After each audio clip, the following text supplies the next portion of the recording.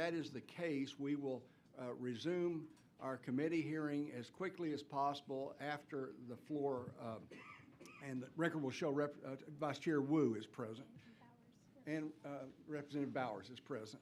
And so we will resume our hearing as soon as possible after we leave the floor, depending on the terms of the adjournment upstairs. And so we'll come on over here and resume this hearing. A couple other things. Members, we've got a bill that, I'm sorry. Okay. What bill? Okay. We have House Bill 305 that the chair would intend to vote on at some point later in the meeting, probably if we're coming back after lunch, right after we come back. I want to make sure we've got all the members here, if possible, when we vote. And it's House Bill 305 by Representative Hayes, I believe. There is a committee substitute on that bill. I think you should have that by now. If there's any other bills y'all want to vote on, even if not this week, we can get those. If we can get a card showing we've got the votes on the committee, we'll try to bring those up when we can.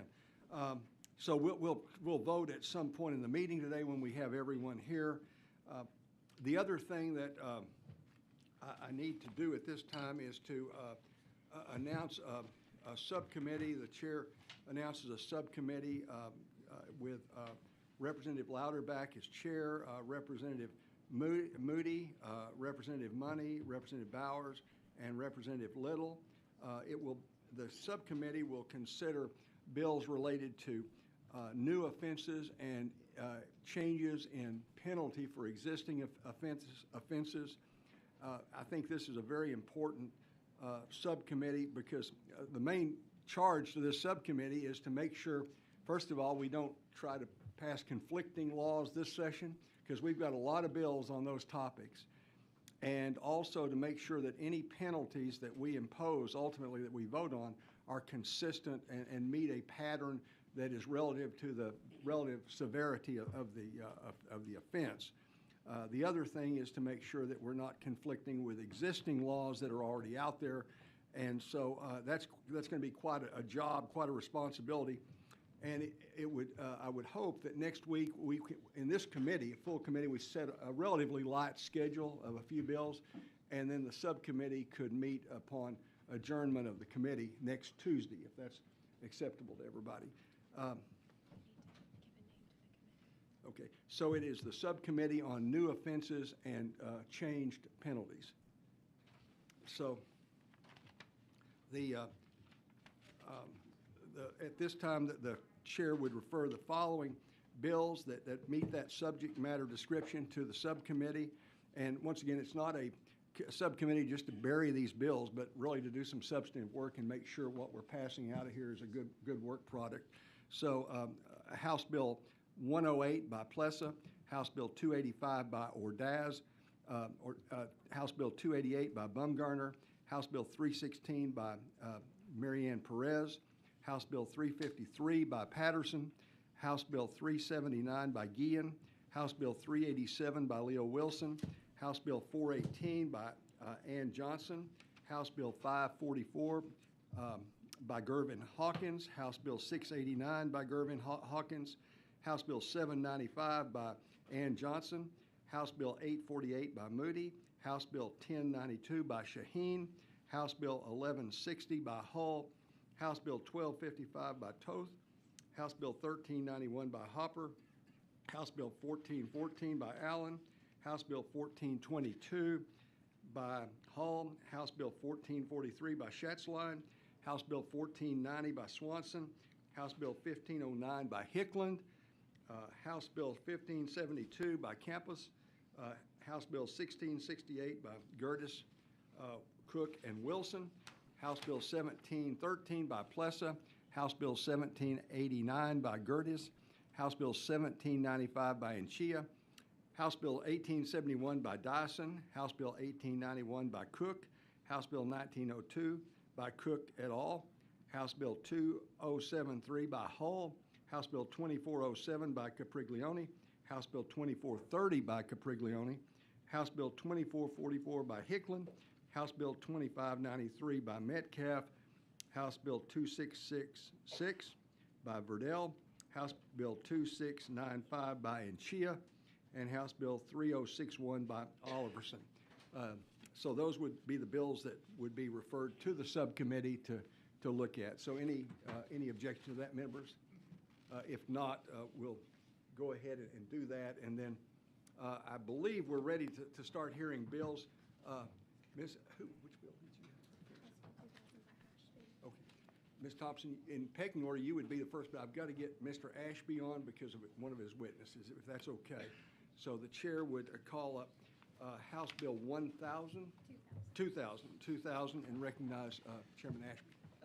Chairman Smith, the distinguished members of the committee, thank you for the opportunity to lay out committee substitute for House Bill 2000 before you today. Mr. Chairman, did you recognize the committee substitute? Okay, there is a committee substitute, so Mr. Cook will lay out the committee substitute. Okay, thank you. And also I want to thank Ms. T for allowing me to go first this morning. Thank you, Ms. T. Members, it's with a heavy heart that I bring this bill before you today because this piece of legislation was filed in response to a tragedy that occurred in my district. In February of last year, an 11-year-old girl named Audrii Cunningham was kidnapped and murdered in Polk County. After her body was recovered from the Trinity River, the details that came to light as a result of the investigation were so gut-wrenching that it made national news, and it prompted an outcry from a really tight-knit community in Deep East Texas as well as across our state. The man who killed Audrii Cunningham, Don McDougal, was living with Audrii's grandparents who were helping McDougal get back up on his feet. Unbeknownst to them, McDougal had a criminal history that, had they known at the time, would have stopped them from ever letting this monster into their home.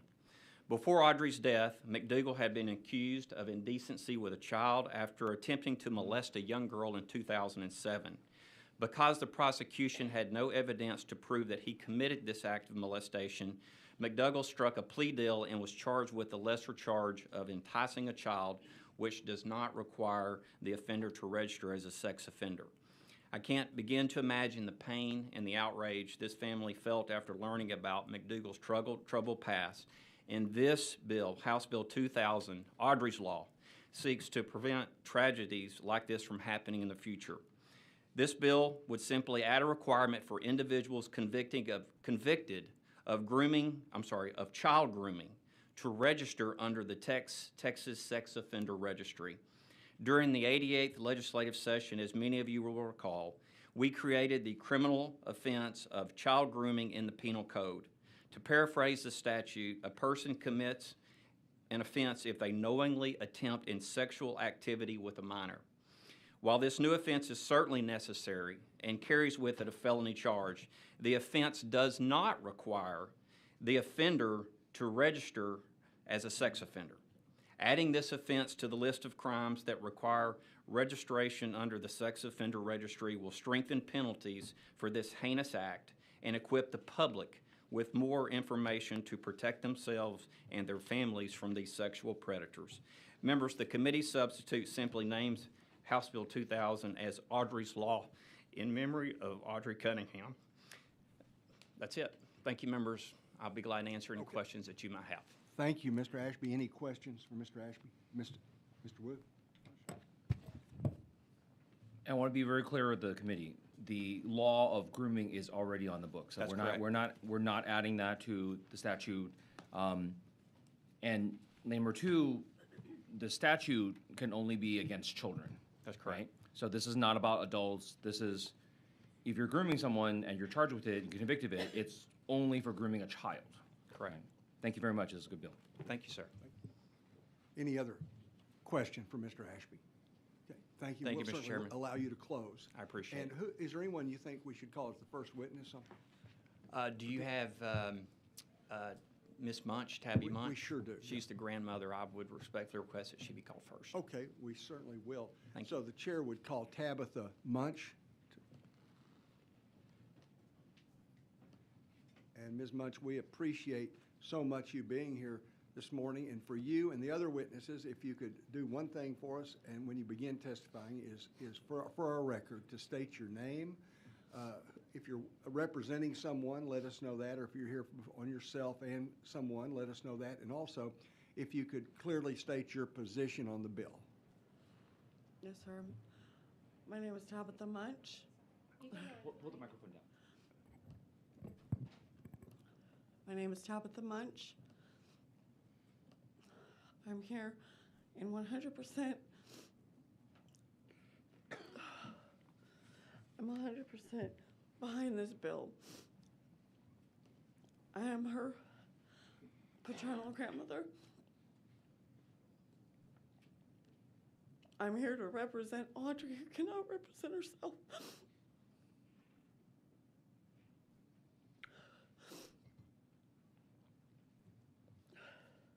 I apologize. Well, you're doing good. Don't apologize. My granddaughter was the most loving child I've ever met. She loved anybody regardless what you looked like, who you were. And she loved her animals, any animal.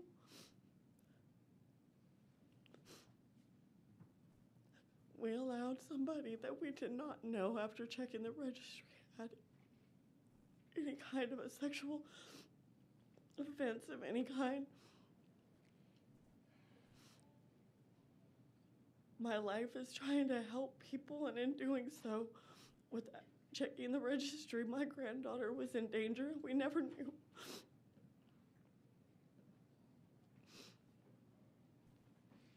Had this bill been in place, had this loophole never existed, he would never been anywhere near our sweet baby.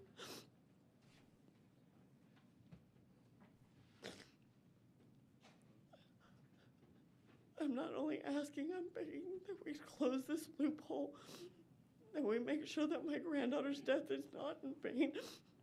That this bill, I beg of it to be passed by anybody, everybody. This will protect so many children. Because a lot of us check those registries and never know that these monsters are walking free.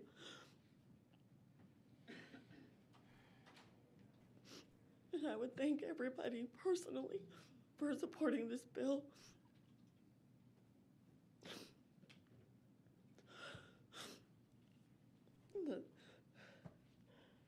That's all I can say right now.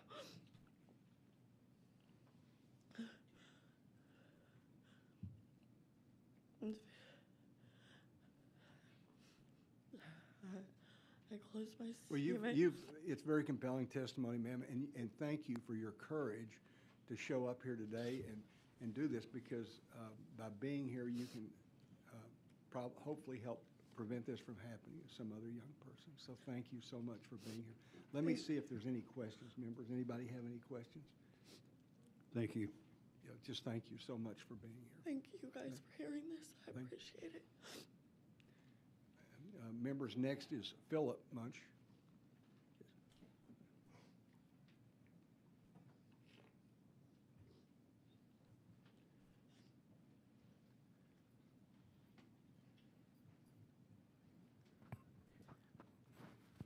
My name is Philip Munch. I am Audrey's grandfather. And basically, today, you've heard from my wife, you can see how devastating this loss was. It was devastating in many ways, both emotionally. Our son, who is here today, he lost his job over it. We know this incident had far-reaching impact across East Texas, our community, the whole great state of Texas. We received outpouring of support from all across the state, all across the country. I mean, it's a case that touched so many hearts. And Audrey was just a charming young lady, lots of potential, and because of a loophole, her life was taken away far too early. And we want to help other children that they don't have to go through this. We know it happens far too often, but once is too many. And we hit that threshold. And we just want to thank you for your support and consideration to pass this bill. We are going to continue to work. If this is a problem in other states, we're dedicating the rest of our lives to help other children. Thank you very much. Thank you. I need to get you to say, just for our record, that you're here on behalf of yourself and you're for the bill. I am here on behalf of myself, and I am in 100% support of the bill. Okay. Do you mind, tell us who else you have here today from your family? Today, my wife, the two aunts, Susan and Julie, and then we have Joshua Cunningham, her father, and then we have some friends that helped support us during the incident. Well, we appreciate all of you being here today. We really do. Thank you. Any questions? Chairman. Mr. Little? Thank you, Mr. Chairman. Sir, I just want to thank you on behalf of our committee for coming here to testify about this very important bill. To your point, I think this is a problem in every state. If you spend any amount of time looking into predatory sexual behavior, generally people who engage in that type of behavior start off small. They begin pushing their boundaries. Child grooming is one of what I'll call the predicate acts leading up to something that is way worse and that your family had to experience it. And it is my sincere hope that the application of this law will make a difference for families like yours. Thank you. I appreciate it, Mr. Little. What we found is that they are predators. It doesn't matter. I mean, my wife is such kind-hearted. She works with disabled and elderly people all day, every day. And so her heart went out to him. You know, he was in prison. We knew that. We knew some of his background, you know, and we were asked to help him out. And of everyone in the family, Audrii didn't care what he looked like, showed him nothing but love. And to have him do this to her was just unbelievable. Ms. Jones? I'm really sorry about what happened to Audrii, but I'm also thankful that you're here and your support system is here to turn tragedy into triumph. I know I'm voting for the bill. I can't imagine why anybody would vote against the bill. And I'm almost certain that as you travel around the U.S. to close this loophole, that people are going to be as motivated, at least as I am, I think as we are. You judge a society by how well they treat their children and how well they treat the elderly. And we've got to protect our kids, and anybody who preys on kids and grooms kids, at a minimum, they need to be on the registry. So thank you for using this as a motivation so that her loss of life meant nothing. Thank you. And I'm so sorry. I appreciate it. And this is just the beginning of our plan to honor her name moving forward. We also want to thank Andy Kahn and Crime Stoppers for helping us to get to this point and help guide us through this process. Any other questions, members? Thank you once again for being here, Mr. Woods. Appreciate it. Thank you. And Mr. Kahn is here, and the chair calls Andy Kahn.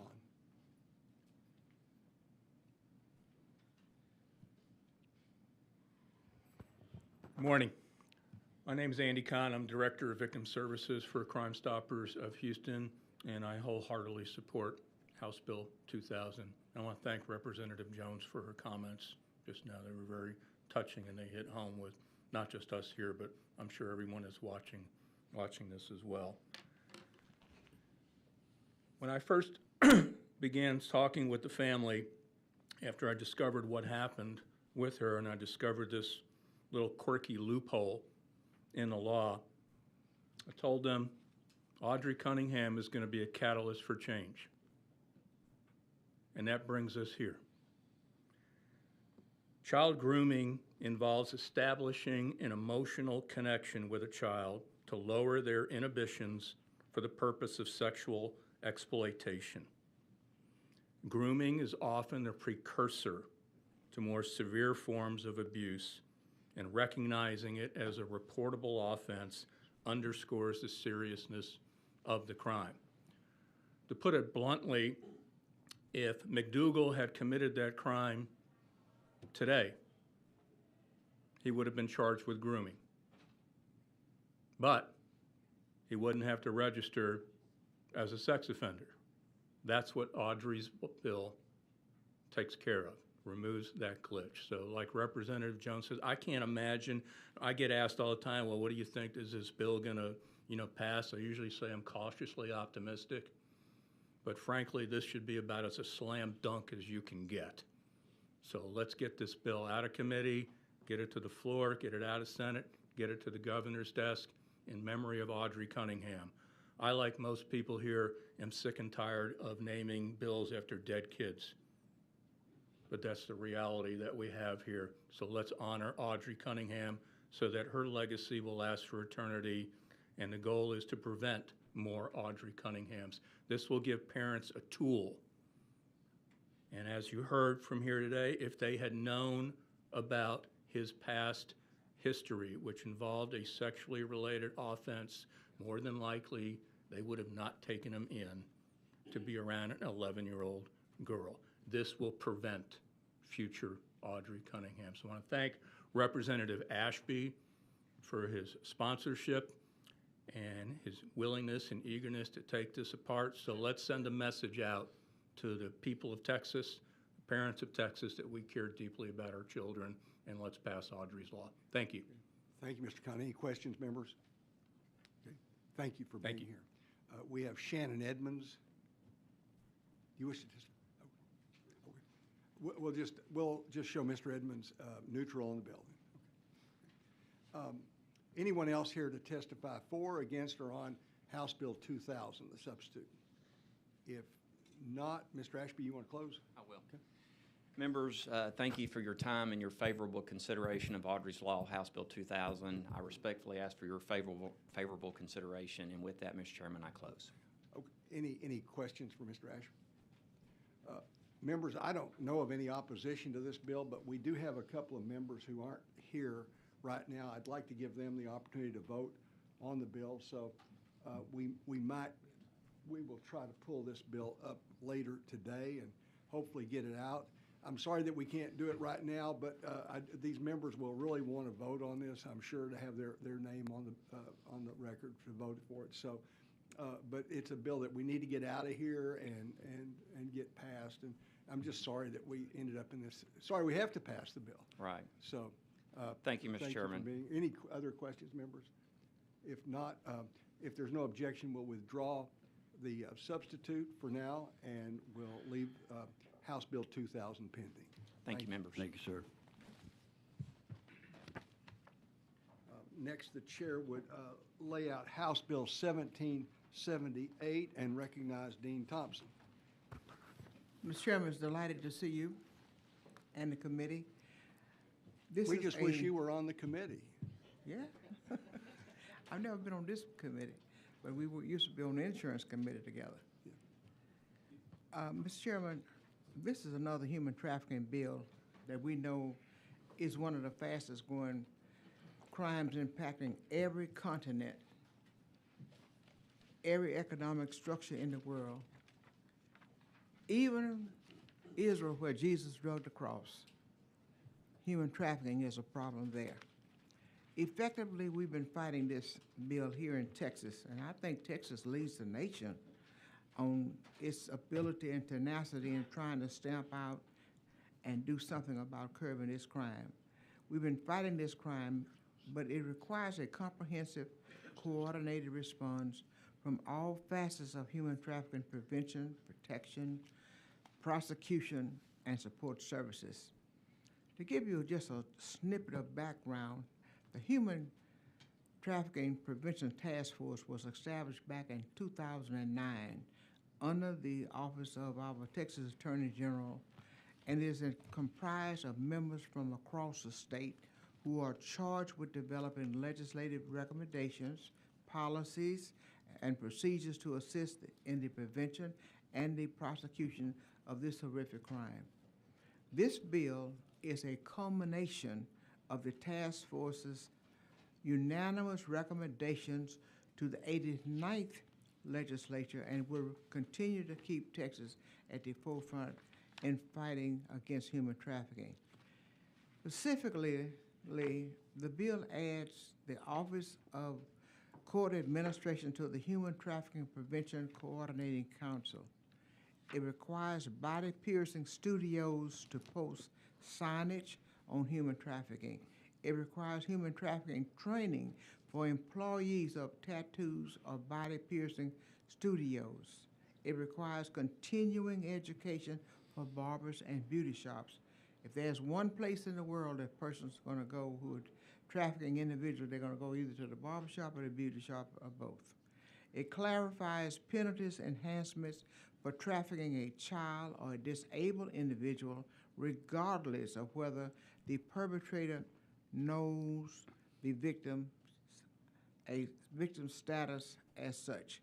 It reconciles punishment provision for child pornography. It enhances punishment for promotion of child pornography to a first-degree felony for distribution of more than 50 images, videos, or sexual assaults of a child. It extends the statute of limitation for failures to stop or report the sexual assault of a child. It expands protection for victims' outcry statements for all children under the age of 18 or disabled individuals, and it streamlines the definition of disabled individuals and expand the criminal offense of failure to intervene or report any assaulted offense against a child. I have resource witnesses here from the Office of Attorney General. I'm sure the committee would like to hear from them. And Mr. Chairman, I'm available to answer questions of this outstanding committee. And I would like to have the right to reserve the right to close. And first of all, we know a lot of work went into this bill. It's not just it was months of work went into the bill. The other thing 2 is, years. Especially for newer members to the legislature, you deserve a lot of credit, Ms. Thompson, because you're the one who first started talking about human trafficking when most of the other members really hadn't recognized that it was a problem. And so thank you for that. You kind of got the whole thing going with our statutes to try to do what we could to stop human trafficking. And of course, we've done a lot over the years, but as we know, the problem just has grown out of proportion. It just, I don't think we've had a human trafficking problem in past years like we do now. It just seems to be it just seems to have grown. So thank you for everything you've done. And we just have to keep plugging away and do what we can to stop it. So any questions, members? Ms. Thompson? Okay, if not, we'll go ahead and. That's all right. Yes, I'm sorry. I don't have a question. I just want to thank you for your work on this. It's evident that there's been a lot of work over a lot of time on this bill, and I thank you for your courage and your diligence in getting this to us. Thank you, Mr. Money. Okay. Representative Money. Mr. Wu? Can I just say just one quick thing? And again, I want to join Chair Spithy in thanking you for paying attention to this when no one else has, and being the leader on it. And I think this type of legislation is especially important now, especially we're headed towards what looks like an economic downturn, that the pressure on human trafficking and those kind of things will rise. And the more information our community has, the more tools we have to fight against it, the better. So We thank want to you. make sure that the trafficker knows that we are hot on his trail, Exactly. or her trail. Okay. If nothing else, yes, Ms. Jones? So since this is Women's History Month, I want to celebrate you, Ms. T, as a woman, for focusing on an issue, and I know there are male human trafficking victims, but that there are so many women and girls who are trafficked. And so I just want to celebrate you for, again, being ahead of the curve and being patient with people to catch up to where you are, because you always sort of seem to know what's right. Thank you. Okay, and we'll certainly reserve the right to close. for Thank you, Mr. Chairman. Members, the chair would call Michelle Sachs.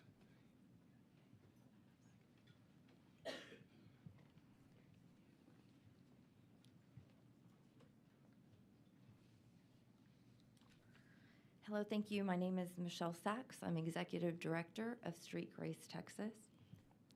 We are a survivor-led organization that's working to eradicate human trafficking. So we support the entire bill along with our partners. However, to preserve time, we wanted to limit our testimony to the training of tattoo artists.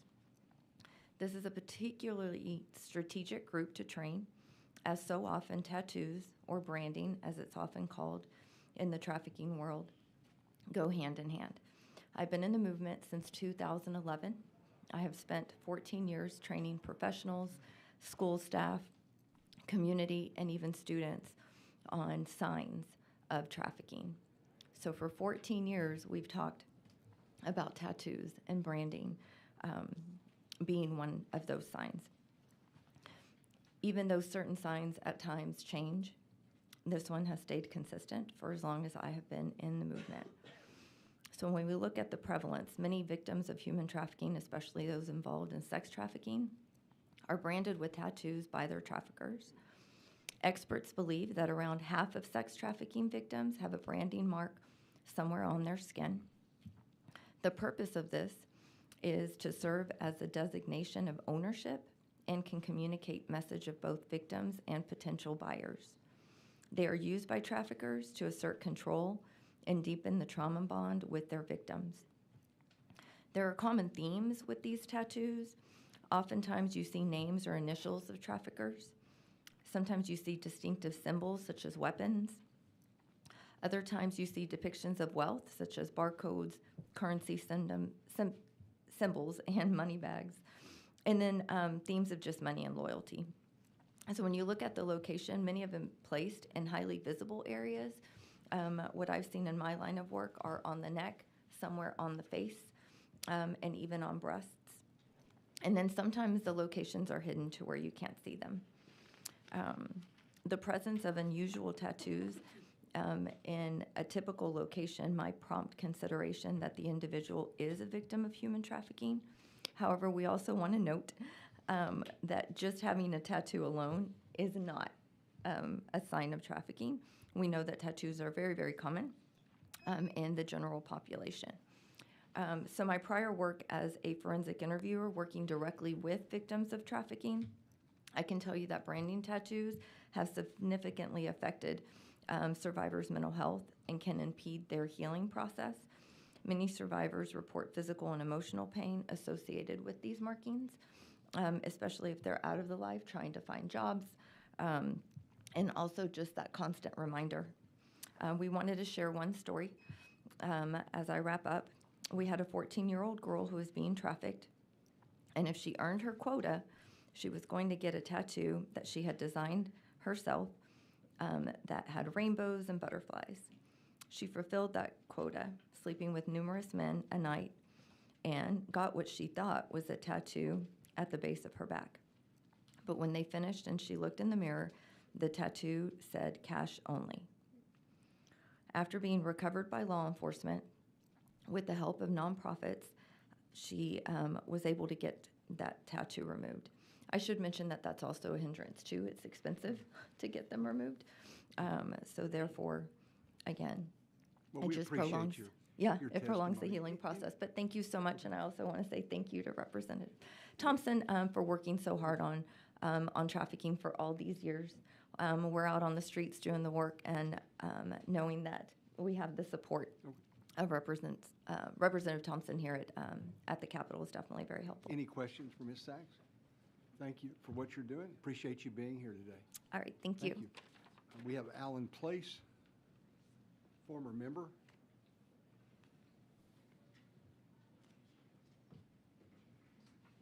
Mr. Chairman, members, my name is Alan Place. I'm here on behalf of Texas Criminal Defense Lawyers Association on the bill. 99% of Dean Thompson's bill we're more than fine with. There's a couple of issues we pointed out to her at the end of the bill. One has to do with a shall to a may, and the other one is an evidentiary section that we believe is a little bit broad, but we'll continue to deal with Chairman Thompson's office, and if there's any questions, I'll be glad to go further if need be. Any questions? Mr. Smith? Little? Yeah. Mr. Place, thank you for raising those important issues. Would you please highlight for me the sections of the bill that are of Sure. concern to you? The shall may, I hadn't stumbled upon the shall may portion that concerns you, but I'd like to talk about it. Hang on just a minute. I'm going to have to see this, and it may take a second. The three things that we had written to Dean Thompson is the penalty, reconsider the penalty under 3.02. The second one is under 4.03, it's a shall to a may. Our concern there is the shall as written would remove a judge's discretion and would have to admit it. A may is, as you know, there's a little bit of difference there in terms of how you can proceed. It would allow that, but it would certainly have to be proven. The last one. Can we stop there real quick? Sure. So the section 4.03 that you're referring to is section 4.03 internal to the bill, not relative to the Code of Criminal Procedure. To the bill, I'm sorry. Okay. Yes, sir. I had, the concern that you're raising is of similar concern to me. This is a wonderful bill that touches on many important things. I do have some concerns about the expansion of the use of extraneous offenses in criminal cases. That's my next one, yes, sir. So, obviously you're testifying on behalf of TCDLA. Yes. What's TCDLA's position with regard to the expansion of the use of extraneous offenses? The circumstance that I'll get to that in a sec. 4.03A1 is just where we think it should be shall to may. It still would allow any number of statements, but it would give the judge discretion to make sure that the bar has been met to admit that. In regards to section 4.05, I think there's a number of things that I would state. One is it certainly broadens the current law in regards to extraneous offenses. Number two, the intent of the bill, of course, is trafficking, and that's why we haven't had an issue with 99% of it. In terms of being too broad, it's not just related, that section, evidentiary, it's not just related to trafficking. It's certainly much broader as written, so hopefully there's maybe a way forward is what we're trying to say. Well, Mr. Place, I share your concern. The bill accomplishes some very important modifications to the law as it relates to trafficking, but it is, in my view, way more expansive than that as it relates to criminal jurisprudence. I think that the ongoing expansion of this extraneous offenses piece tends to corrode some of what we were taught in law school as far as not using those to prove other bad acts. But the trend that I see in the legislature is the legislature in Texas seems to be expanding the use of extraneous offenses kind of one by one. And this represents a significant expansion beyond child sexual abuse, which is typically subject to pattern evidence. I mean, with child sexual abusers, typically you're going to see a person who abuses not just one person, but maybe 10 or 20 or 50 people over their life, someone who is a true sexual predator and is part of a plan or scheme, versus other types of offenses that are implicated here. For example, so when we're looking at section 4.05 of the bill, we're striking out if committed against a child under 17 years of age. So my understanding is if this bill were to pass, that any evidence of any past sexual offense would be admissible in any case involving any sexual offense, regardless of age. That's correct. Do you read it the same way? I do. Okay. I do have some concern about that, but thank you for raising it. Thank you. Okay, Mr. Cook, okay. Ms. Jones? Hey, Good morning. as a card-carrying member of TCDLA, I'm glad to see you here. See you. I just want to be clear I understand something. You're looking at, can you see the pages? I just want to make sure I'm following. Your section 4.03, you're concerned with the court shall admit. And you want Yes. that to be made, correct? I think it still gets to the purpose of the bill if it's made. That's my opinion. Yes, ma'am. Okay, and then on 4.05, which is right down the page, actually, you're going to page 27. You want the if committed against a child under 17 years of age re-put back in there? What do you, Current law applies, as Representative Little said, to 17 and under, and there's logic, in our opinion, as to why that's the current law. Okay. We would just submit the current law we believe addresses best the situation.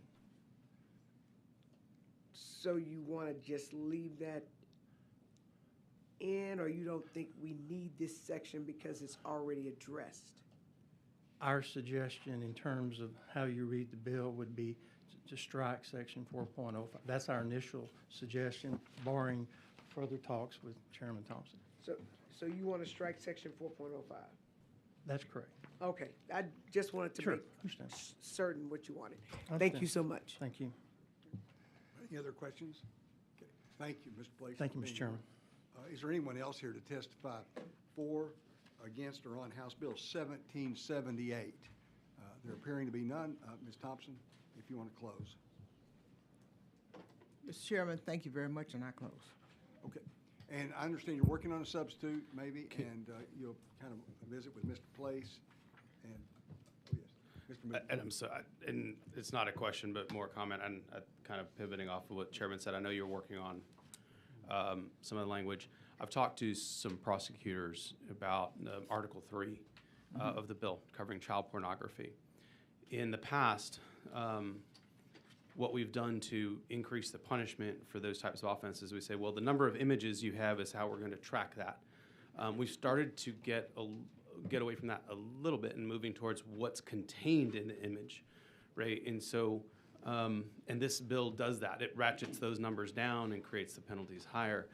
I know that grand juries, our petit juries, our prosecutors, if you're going to prove up one of these that have multiple images, I mean, all of those people have to view them. They have to see them. And I think there is maybe an I don't know if you've heard some of these topics in comments and concerns.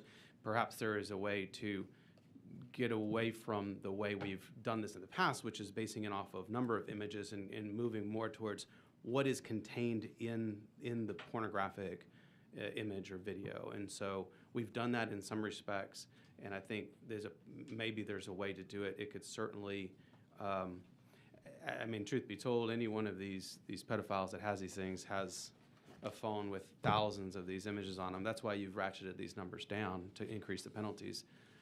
So just a conversational point, and I'm happy to visit with you offline. I know there is some philosophy to look at getting away from the number of images and getting to maybe what is being depicted there, because that is, it's to go through a prosecution of multiple images. I mean, you're going to visit a trauma on the jurors, the prosecutors that do these cases, and maybe there is a way to address that based on the severity of the conduct that's contained in the image. Well, you know, my part to the freshmen as well, I have an open door policy. I don't ever get offended by my legislation. I'm always willing for, if it can be improved, good, I'm ready for that. And you're always welcome to come in my office. I can come to yours and we can work, see what we can work to improve the bill. The name of this particular game is to make sure that we stop these people.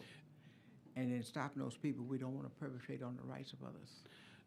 No, and I agree. And my commentary is not on whether that section is sufficient. I think it's a move in the right direction. I just had some conversations with some folks that are involved in these types of prosecutions and wanted to explore that as a possibility. So thank you so much. Thank you. Ms. Bowers? Thank you, Mr. Chairman, and thank you, Ms. Teague, for this piece of legislation. I'm interested in the September 2025 start or implementation date. Just wanting to know, with the urgency of these issues, what led you to that timeline and maybe not picking an earlier effective date? Well, you know, when we implement laws and we have several agencies involved, we need to give them some time to catch up to. Understood. That's fair. Thank you so very much. Thank you. Right. Anything else for Ms. Thompson? Okay, appreciate you being here today, and we'll look forward to continuing work. I'm delighted, and I want to thank the committee for hearing this piece of legislation. Certainly. Excellent piece of legislation. Certainly. So if there's no objection, members will, the chair And I will- look forward to Mr. Little coming by and helping me on it. Yes, Ms. Thompson. Okay, thank you. the chair will leave House Bill 1778 pending. Thank you so much. Mr. Metcalf, are you ready? Yes. The chair would lay out House Bill 2596 and recognize Representative Metcalf. Thank you, Mr. Chairman, members. Good to be with each and every one of you this morning. Under current state law, victims of sexual or aggravated assault are granted access to a protective order under Article 7B of the Code of Criminal Procedure. However, if someone breaks into your home with the intent to commit sexual assault or aggravated assault, the victim is not entitled to a protective order. House Bill 2596 expands Article 7B of the Code of Criminal Procedure to provide protective orders to victims of home break-ins with the intent to commit sexual or aggravated assault. Protective orders are essential for safeguarding victims of burglaries, particularly in cases where the perpetrator has attempted assault, as such orders provide immediate and critical legal protection. In instances where an individual has unlawfully entered a residence with the intent to cause harm, the risk of further violence remains high, and the safety of the victim is compromised. A protective order serves as a preventative measure, legally prohibiting the alleged offender from contacting or approaching the victim, thus mitigating the potential for subsequent violent acts or intimidation. The issuance of such orders not only ensures the physical security of the victim, but also upholds their right to live free from the threat of harm, fostering an environment for safety and justice. Members, let's ensure that victims of break-ins where a perpetrator attempted sexual or aggravated assault are granted the right to obtain a protective order. Thank you, Mr. Chairman. Okay. Any questions? Mr. Wu has a question. Okay. I understand exactly what you're doing. Good. Why not just make it burglaries? If somebody just breaks into your house, they know where you live, and if someone it doesn't, and even again, and the point is, I think the way this is drafted up, you would have to there would have to be some kind of finding or prove up of the sexual assault or the attempted sexual assault. I think that's kind of hard. Okay. And I would say, like, I'm worried that the people who would actually need to use this wouldn't be able to use it because they wouldn't be able to meet the requirements of, like, because if somebody's been arrested for it, the DAs may not want you to put out all the evidence of, hey, this is what we're going to use against them to prove out the attempted sexual assault or the burglary, and that. But I think if you just make it burglary, it's a felony. You break into someone's house, and even people who were not like attempted to be sexually assaulted might still like, hey, I don't want this guy back at my house. Then they know where I live. Just throwing it out there. I get it. I understand. I would like to defer that to one of our witnesses here today, if that's okay. And I fully understand where you're coming from, though. Okay. Any other questions? I'll just say that I mean, Representative Wu's point is well taken. It's very difficult to establish someone's intent after they've committed a burglary. Obviously, they're intending to do something illegal when they get there, which kind of satisfies the predicate or the elements of a burglary.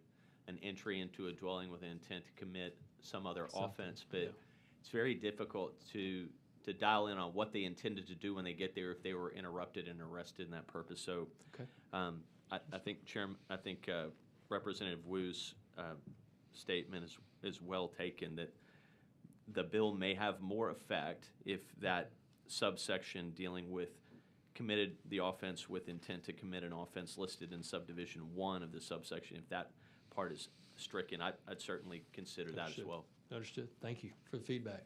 Ms. Jones? Thank you for bringing this bill. I actually agree with Rep. Wu.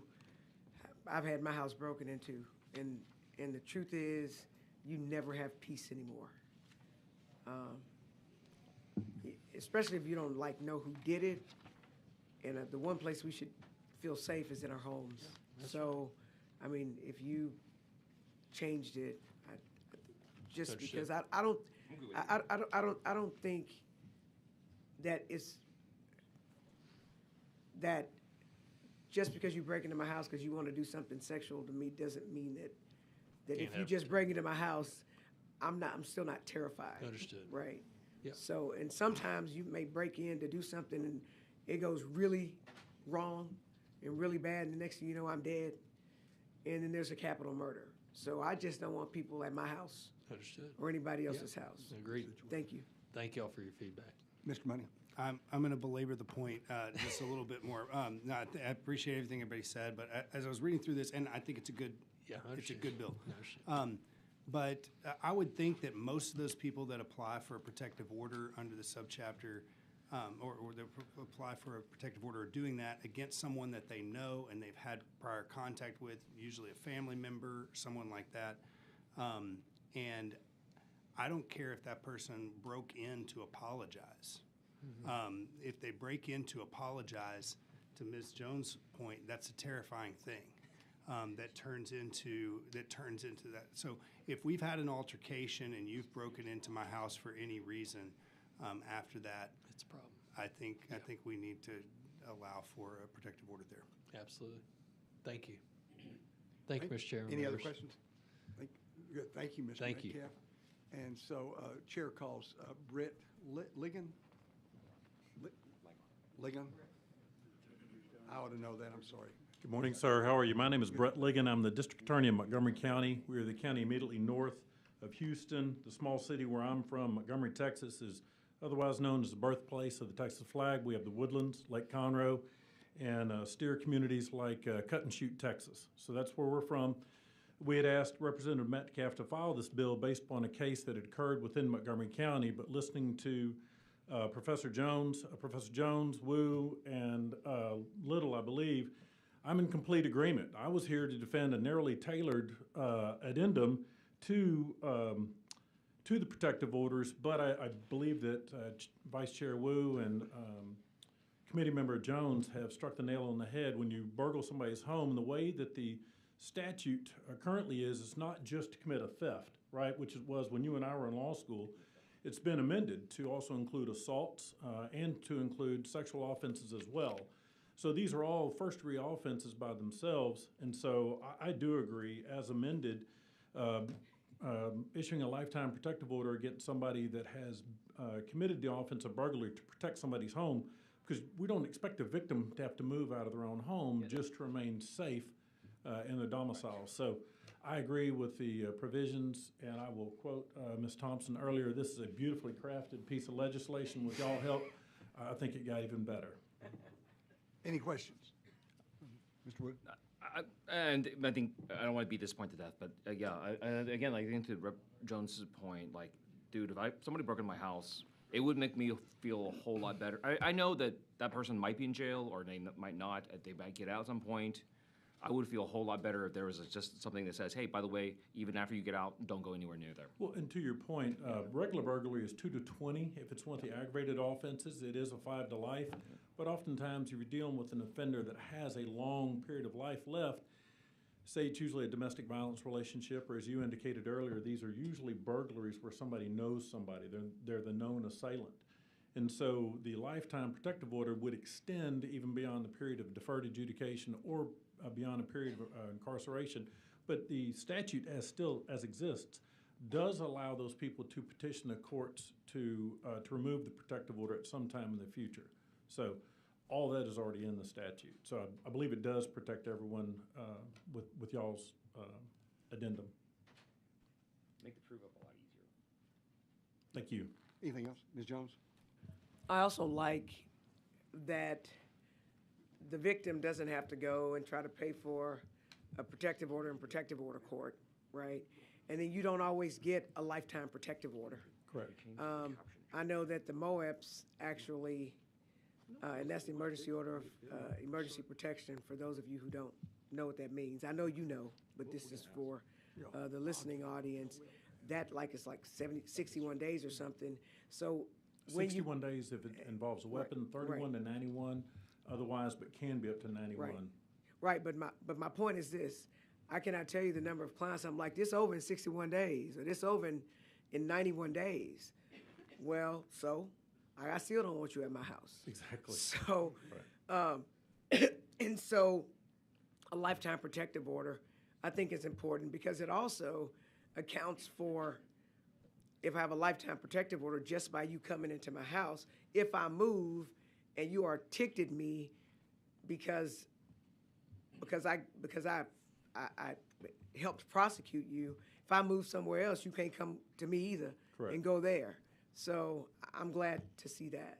Because as I will say before, to this day, when I go to my house, I keep my head on a swivel. For those of you who don't know what that means, because it's Ebonics, I'm looking around because my house has been broken into, right? And I just want to make sure, and when I get into my house, I lock the door and I turn on all the lights and I go check it.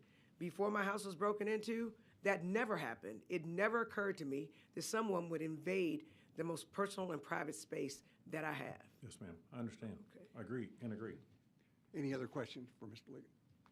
Okay, appreciate you being here. Thank you. Is there anyone else here to testify for, against, or on House Bill 2596? There being no one, Mr. Metcalf, if you want to close. Thank you, Mr. Chair, members. This is a pretty bill. Will make it a beautiful bill after y'all's after your feedback. We'll come back with a committee substitute. That's okay. One thing that you might do, in fact, I'd recommend doing, is checking with a parliamentarian to see if broadening this bill might cause you some parliamentary problems. I don't think it does, but it's probably a good idea to just run that by the parliamentarian. We don't want to kill your bill. Absolutely. And so. Thank you, Mr. Chairman. Members, I close. Any other questions, members? Okay. Thank you very much. Feedback. And so if there's no objection, the chair will leave House Bill 2596 pending.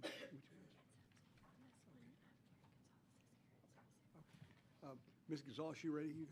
Okay. The chair would lay out House Bill 449 and recognize Representative Gonzalez. Thank you, Chairman and Vice Chair Wu.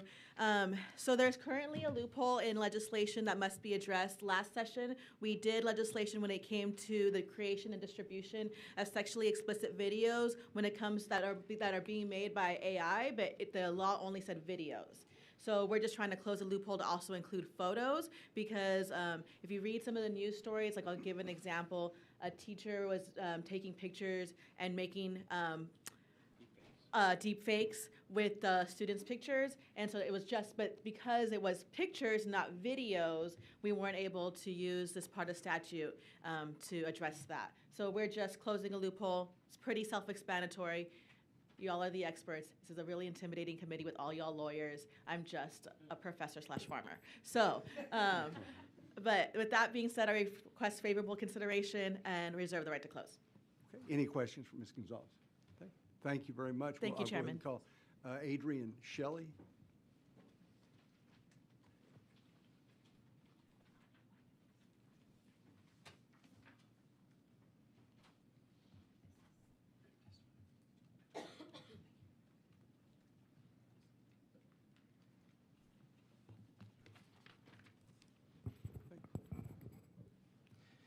Thank you, Mr. Chairman, members. Adrian Shelley with Public Citizen speaking in support of House Bill 449. I've got some testimony that's going around, just some general statistics about the issue. I'll be brief. The use of artificial intelligence to create deepfakes has exploded in recent years. Just from 2022 to 2023, there was a tenfold increase in the production of deepfake videos in particular. 99% of the victims of the creation of intimate deepfakes are women, and a majority of them are children. It is also fairly common in our schools. As many as 1 in 15 students reports that they or someone they know has been a victim of a maliciously created deepfake. It is also true, a study just a couple of years ago found that 75% of the time people cannot tell a well-produced good quality deep fake from an original. This bill, as we heard, just adds images to the existing crime of unlawful production of sexually explicit material, and for that reason, we're supportive. Thank you. Any questions, members? Okay. Thank you very much. Real That's right, quick. Mr. Little. When this, I'm sorry I didn't happen to be here when this was signed into law previously. Why was it just originally limited to videos? Yes, sir, thank you. There were a number of laws that were passed, including one related to elections, and for whatever reason, they all started with just videos. There have been a couple of instances now of an image that was produced that would have otherwise fallen under one of the Texas's new statutes. We're one of 31 states that has statute now. So this is just an update for what was presumably an oversight in the original legislation. Thank you for that clarification. Thank you. Anything else, members? Okay. Thank you very much Thanks, for sir. being here. Is there anyone else here who wishes to testify for, against, or on House Bill 449? If not, Ms. Gonzalez, if you want to close. Thank you, Chairman. And Representative Little, just to answer your question, I can't fully answer it, but Senator Huffman was the original author of the bill. We have been working with her office. She's picking up on the Senate. So I think it really was just an oversight because they're not opposed to that change. Thank you. Of course. And so, as far as you know, is there going to be a substitute? The committee, I mean, it's pretty self-explanatory. I Okay. don't think there'll be a substitute, Okay. but we're happy to take any feedback. Again, not a lawyer, so if y'all who are much more brilliant than I am, I will gladly take your feedback and advice. But ultimately, we do want to protect women and young children who are being victimized with this type of technology, so. What happened the last time you took the board Yeah, at this committee? so, yeah. So, anyways, okay, well, but I don't think so. As of now, we Okay. haven't heard anything. Any questions? Okay. Thanks very much. Thank you, Chairman. So, Thank you, everybody. Members, if there's no objection, the chair will leave House Bill 449 pending. Ms. Johnson, you ready? I am. Okay. Okay, the chair will lay out House Bill 324 and recognize Representative Johnson. Thank you, Chairman Smithy, Vice Chair Wu, members of the committee.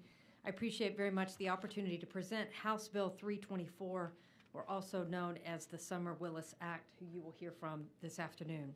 The bill addresses critical gaps in our sexual assault laws, specifically around the issue of intoxication. Sheriff Louderback, I'm sure you are aware of that phrase of fight or flight, that you never know how people are going to react or respond in a moment of that kind of attack. And Representative Little, when you were before civil jurisprudence, you made this powerful statement with regard to victims of sexual assault and described it as soul murder. And we are seeing, unfortunately, in Texas, despite our efforts in the penal code to deal with the issue of consent, the Sex Assault Task Force Advisory continues to tell us we are not giving prosecutors the tools that they need to deal with the issue of intoxication or lack of consent to a point that can hold a perpetrator accountable and not put them in a position of effectively derailing the prosecution. Today, you're going to hear from Summer Willis, who has experienced sexual assault and rape, and she is going to tell you about the years of which she has made it her mission to tell people the trauma that victims come through and the fact that Texas does need to update our laws. You're also going to hear from Jana Oswald, who is absolutely an expert in this field from Harris County. She is on the ground in the courtrooms dealing with the challenges of these prosecutions to talk about the manner in which this bill addresses three critical issues: the incapacitation and consent, withdrawal of consent, and impersonating trusted professionals to obtain consent.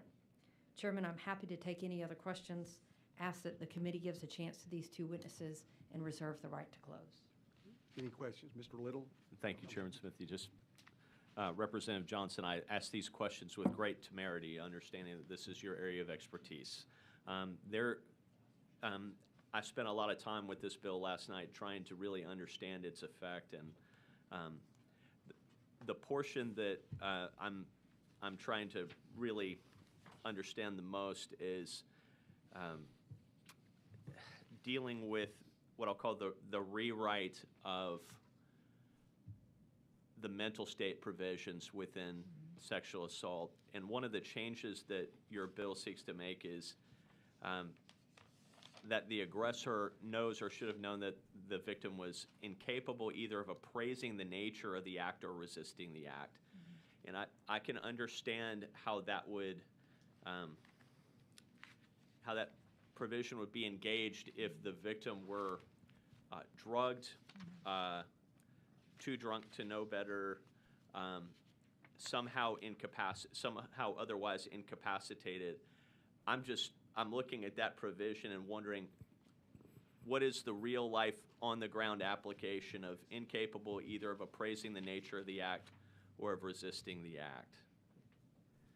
What, in your experience, what are we fixing there? I appreciate the comment, and actually what you bring up is probably the issue that we've dealt with for the last couple of sessions, that the House continues to pass this bill, but the Senate doesn't even take it up. And what we're asking for is reasonably should have known. And so, as most are aware, in criminal law, we can't make the defendant confess. We can't make them give us a statement. And how do you, as a prosecutor, prove that the defendant knew if the defendant doesn't confess?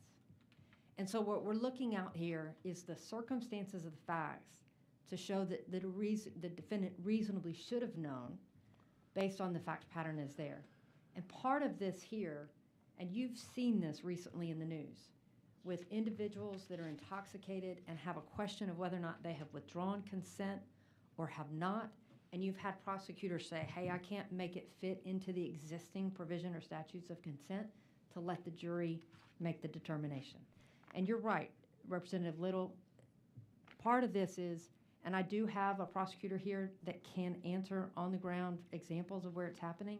The problem that we're seeing is, despite prosecutors' best efforts to address the issues of the victim, to get it in front of a jury, for them to make the case-by-case determination under the facts, if it was a circumstance by which a reasonable person would have known that they either withdrew or didn't have the capacity to consent.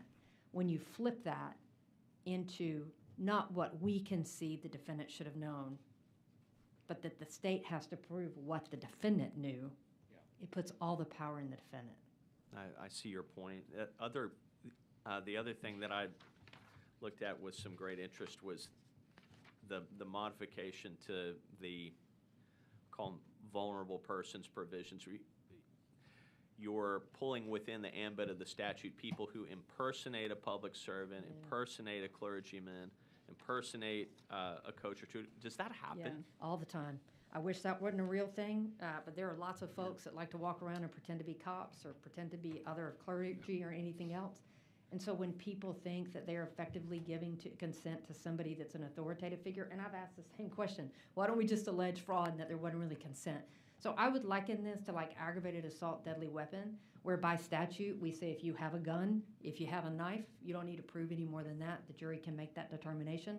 We are effectively, as a state, saying if you are impersonating this individual or authority figure, it has the same effect. Yeah. And so we're trying to shut off the fraud. And but the problem is that if this were an actual clergyman or an actual mental health services provider, the liability is automatic.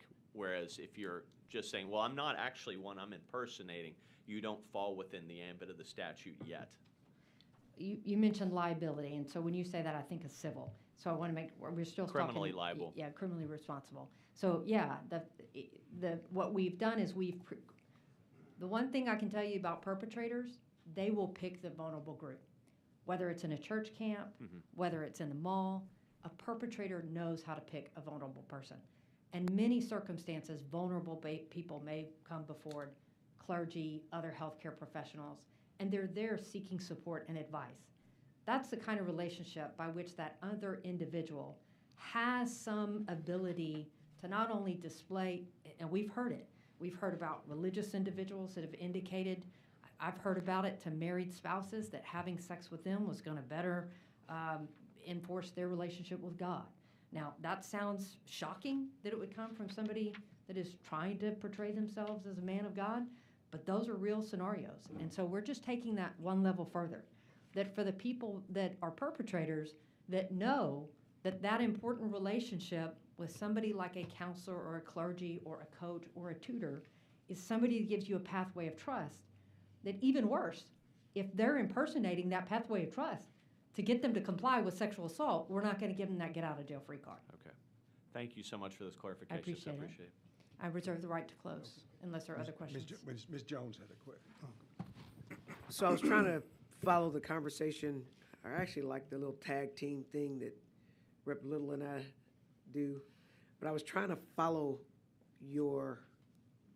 what you're concerned about, because I'm a detail freak.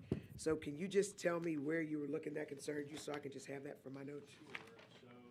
Let me turn my microphone back on. Excuse me. So this is the modification to 22011B of the Penal Code. So as we're The page and I'm sorry, I printed it in a letter. I imagine it's going to be on one or two. So but Representative Little, if I remember, it was the impersonation? And no, so- the concern that I had was beginning with B3. It says the actor knows or reasonably should know. I have no problem with or reasonably should know.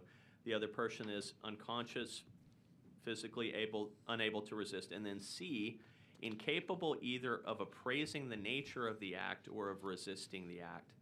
And I'm trying to understand what that means and what its application is here, because the way that I read C, incapable either of appraising the nature of the act or of resisting the act, or D, unaware that the sexual assault is occurring, I see that as a significant expansion of the, I call it So if I, aggressor's mental state. so the concern is the mental state of the victim. So if the victim has been drugged, right? So if you have been drugged to the point that you can't either physically respond, verbally respond, we're dealing with those scenarios of where somebody individual in some circumstances are incapacitated by another, where somebody else roofies them and then somebody else takes advantage of them. That's a circumstance where it would be almost impossible for the state to prove under the existing statute. And can I ask a hypothetical that I think would be relevant? So you have an assaulter who assaults a victim. The victim says, I was drunk. Anybody would have known I was drunk. And the person who's been charged with the offense says, well, I was drunk too. Yes. And so does that person possess the appropriate mental state under your proposed change? And is there a difference from the current state of the law in that regard? That's a great concern, and it is one that I've also thought about. And I will say there is a big difference between regret and rape. And that's why you want good prosecutors with the tools to be able to evaluate those facts and make decisions. But voluntary intoxication is not a defense under criminal law. That's why DWI is a crime. You go out and drink too much and drive a car and run somebody over.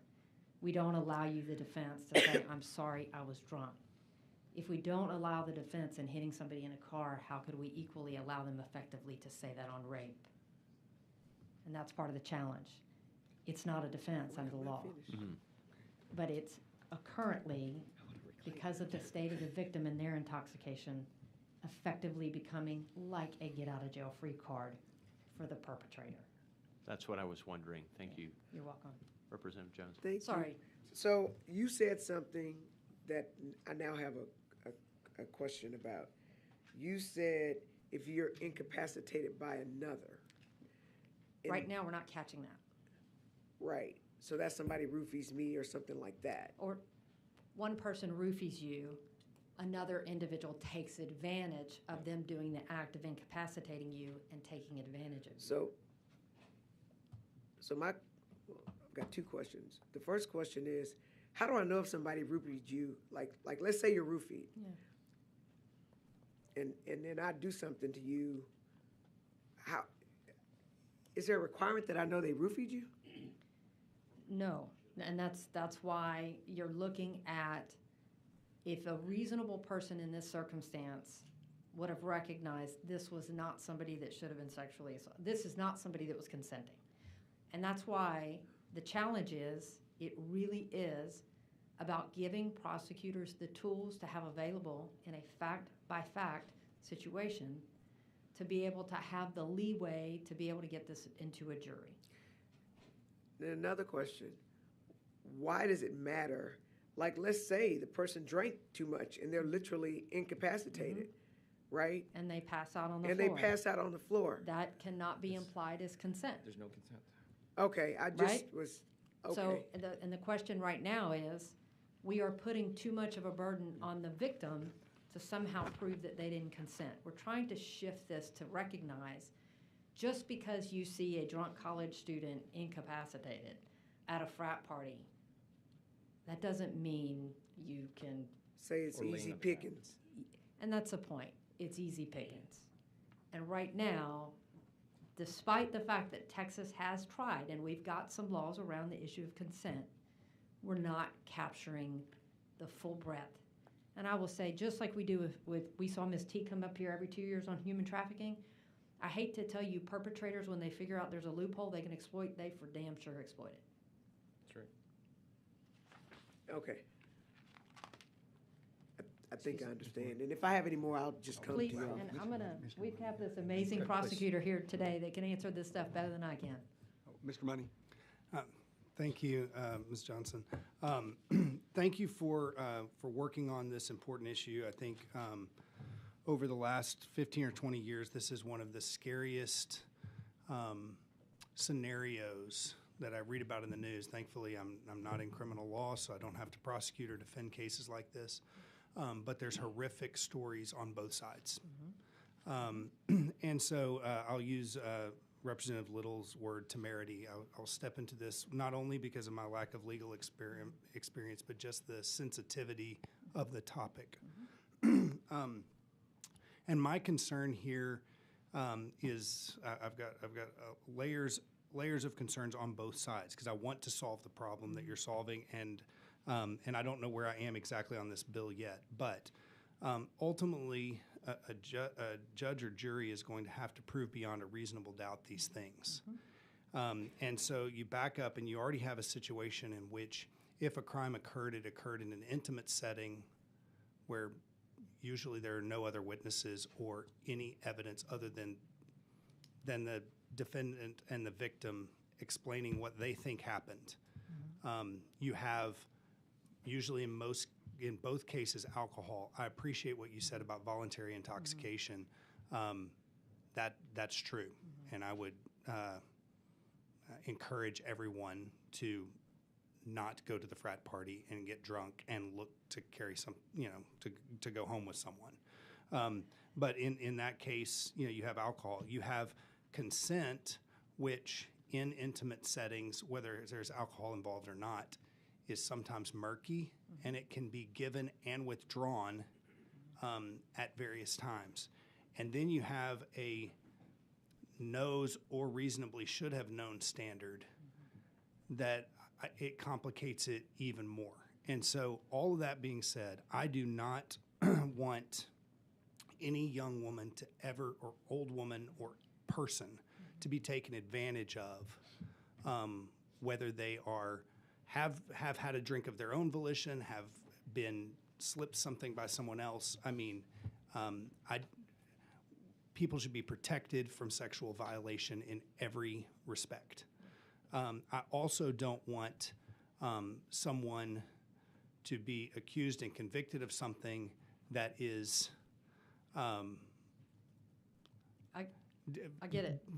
Difficult and murky. Yep. And so I want to know, and I know this may be for the prosecutor that's going to come up and talk, like in real life, in real situations, how do we know that this gets us somewhere where we have him saying, I didn't know that she withdrew her consent, and she says, well, you reasonably should have known that I withdrew my consent. And he says, that's not the way I remember it. I mean, does this really even get us closer to anything that we can prosecute beyond a reasonable doubt? I do, and I'm going to have the prosecutor speak to some of those examples. When you ask me this question, I feel the same pull that I felt with Representative Little, that I don't want a pendulum to swing so far the other way that, I mean, well, let's just look at the power dynamic here. We are typically talking about women as victims, male as offenders, but that's not always the case, right? And I don't want that to be where, we all think about college and the rite of passage of the drunken parties and everything else, but we can't make the rite of passage also rape. Right. And so part of the challenge here, when you said intimate settings, also people hold people up in an alley where there's no witness.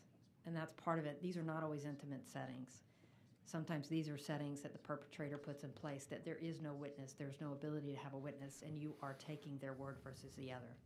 Or we are seeing the manner in which people are being incapacitated. I will tell you one other story. When I was a prosecutor and somebody was insisting that they wanted a case filed, they had met up with somebody when the internet was new. They had gone to this gentleman's apartment. They had taken a bath in his apartment. Those people ended up having sex. A couple days later, he hadn't called. She talked to a coworker, and a coworker said, well, maybe that's rape. That's not rape. That's regret. And I am very mindful. I do not want to do anything here that would allow for false accusations of rape to be equally taken advantage of. I do trust many of our prosecutors, and all I can tell you is, unfortunately, right now, despite our best efforts on the consent language and based on our sex assault task force, we are missing a component of perpetrators that are now taking advantage of our failure to fix this in the law. But I do want our prosecutors to have tools. I don't want them to have a weapon that shouldn't be used in a bad way. And so I'm happy to talk to you about it. I get it, but it's also why the law requires 12 individual people unanimously to determine that they believe beyond a reasonable doubt. That hesitation or that question that would benefit the defendant, I do believe is built into our standards. Not saying I want to take advantage of that by any means. I just know we have something lacking, and I'll be happy to answer more after the prosecutor gets a chance to talk about some of the scenarios that we're seeing, if that's okay. Okay, thank you. I appreciate it. Vice Chair Wu had a question. Hi. Could I, do you mind if I run a scenario by you? Sure. Okay, so let's say. If I can't answer it, can I leave it for Yeah, Ms. Oswald? absolutely. I Thank you. think you will be, though. Let's say an elected official has a staff and has a lot of young staffers, and that elected official invites a young underage staffer. Go ahead. And that person plies them with alcohol, has them drinks themselves too, but plies them with enough alcohol that they are obviously intoxicated and unable to consent, and they have sex, right? Would that scenario fall into like this law? Well, I have to say, until you raised that question, I had not thought about that scenario in this particular circumstance. The question of whether or not there's an issue or lack of consent is always a question, and that's why I think people need to be able to have the tools to determine. And so all we're doing here is making sure that prosecutors have the opportunity to evaluate each case on the merits. But thank you. Thank you. Thank you. So is there Thanks, anyone Chairman. you want to call first as a witness? Oh, I'm sorry. Ms. Jones? When I had intended to ask you something, when you first started your layout, you said there were three issues. You said incapacitation, withdrawal of consent, and what was the third one? The impersonation of a person that's a kind of trusted authoritative figure. Okay, And that's and why then- we created the impersonation, as opposed to you are one, you're making people think you are one to garner their trust. And then the next question I had was you're shifting the burden from. Not shifting the burden, I'm acknowledging the fact that where we currently are, where we have to prove that the defendant knew, that puts all the control in the defendant, that if they don't confess, how do you know that they knew? How do you prove that they knew in that, quote, intimate setting where there is nobody else? And that's why the knew or reasonably should have known allows an opportunity for a jury to look at a broader fact pattern as opposed to putting the onus on the defendant to admit that they did wrong or not. Okay, so I just want to make sure. Rather than say intentionally, what does it say? Intentionally, knowingly, and why can't I remember the It third says one? new. So if you look at the statute. Right, no, I'm saying just, in most criminal cases, Yeah. it's intentionally, knowingly, and. You still have intentionally knowing to commit the Right, act. What we're right. talking about is the breakdown of the They knew or subsections that should talk have about known. consent. Okay. So we're really talking about the sections that we already have there on consent, where it effectively says that the defendant knew that there was a lack of consent. We still have to prove intentionally knowingly committed the crime. It's just that knowing of consent element as to the individual saying, I didn't know, or not confessing. So you cleared it up for me. Okay. Thank you. You're welcome. Yes, Ms. Moody? And I do, to crystallize this, and this has been a conversation we've had for several sessions, I think going back to 2017 now. Yeah. And to your point, Representative Johnson, the conduct we're talking about, and I mean, obviously anybody can go read the code provisions about the actual physical conduct we're talking about.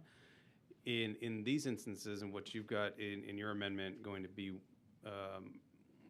Section B that refers back up to A1 is where we're going to say consent doesn't exist. Now, there's still evidence that's going to have to be proffered to any of these points where you're saying that consent cannot exist in this circumstance. So it made me think of you have this, because you've got the provision about if the person is, let's see how you have it worded, the intoxication, right? The actor knows or reasonably should know the other person is intoxicated by any substance such as the other person is incapable of consenting to the act. The law as it is now, I always equate it to like stumbling upon the drunk person and going, well, I didn't do it, because the way it's written, now is the actor has intentionally impaired the other person's power to appraise or control the other person's conduct by administering any substance without the other person's knowledge. So you have to be the one. You have to be the one to do that, to take the question of consent away. Think about the very notable case out of France, right? This is the husband and wife. I don't know if you've heard of this case, right? Husband and wife where I think it's multiple rapes. Husband inviting hundreds of people over, and he's drugging the wife, and I mean, this is for a very long time. And some of the defendants in these cases said, well, we didn't know she didn't consent. Like, we were being invited over there, and the husband was saying this was okay. And so, I mean, you think about, I know this is a very, like, this is kind of, what I'm trying to say is, like, this is a very, very, like over-the-top example of what consent arguments could be about. But think about it from that perspective. That is something that anyone walking into that room should know, or through any reasonable person would know something's not right here, and they shouldn't be, like, the issue of consent should no longer be an issue in that particular case. And so while that's an extremely egregious case, I think it kind of crystallizes where the consent issue is the crux of many of these cases, particularly adult relationships that have formally had consent. Those are the most complicated, right? Where you've had, I think one of the hardest cases I ever tried was former relationship, adult consenting relationship, former sexual relationship, and then that pivoted to breakup and rape, right? The jury is going to have a very complicated time with that. And so those are the cases where these types of measures can help shine a light on whether we think under the law consent is present or is not present. And it's not to say that these are de facto, right? You're going to have to enter in testimony about these things. Ultimately, the facts, I guess I put it this way, the facts of these cases aren't going to change in what's being presented. The lens which is on the jury's eye is going to change in the way that they interpret the facts that we either say consent can be present or not. So we're taking the lens and changing the lens by which they're going to view the same conduct. And I think that it starts from a point of these acts at their core need consent of both parties. And how do we reflect that in our law? I think Mr. Money's concern about this is very real, because these are prosecutions that can be weaponized, and so you do need to be careful. And I'm sure we'll hear from witnesses that'll talk about, because we've heard from them before when we proposed this type of legislation, how this could possibly be abused. So we need to be certainly need to be conscious of those issues. But to your point, and I don't have the numbers in front of me, and you know them probably, but number of sexual assaults that occur that are never reported, those that are reported, and then go up to those that are finally prosecuted, those that people are convicted, right? It is limit at every stage. You have so many that are not even reported. So there is a problem baked into this system that this bill is trying to get to the core of. But we do need to be mindful of the guardrails on it. But I appreciate you bringing this and continue to further this conversation that we've been having for a bit now. Thank you, Chairman. Thank you, Chairman. Ms. Bowers has a question. Thank you, Mr. Chairman, and thank you, Representative Johnson. I've got a few questions that deal with consent and intoxication cases. How do you envision prosecutors establishing intoxication levels respectively in court, particularly when BAC tests aren't administered in time? That's my first one. I mean, just like when we try a DWI and we don't have a breath test, we look at the facts around the scenario to determine the level of intoxication, right? You've all been at a party where you can see somebody that's had a couple drinks and is starting to get buzzed, and somebody's got the lampshade on their head, is on the verge of passing out. And again, I think that's the question of the intoxication to a point that each of us probably have that monitor of which you would say, okay, you've gone too far, it's gotten too far.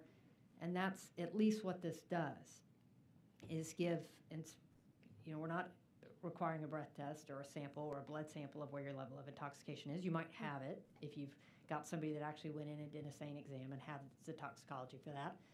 But otherwise, it's a fact-by-fact scenario where you are trusting that the prosecutors are making the right call on those facts, and then ultimately you are giving it to 12 people to equally use their own common sense and their judgment to say for each one of them, is this something that would have been at the line that you think meets this definition of intoxication to the extent that they're not able to give effective consent or withdraw it?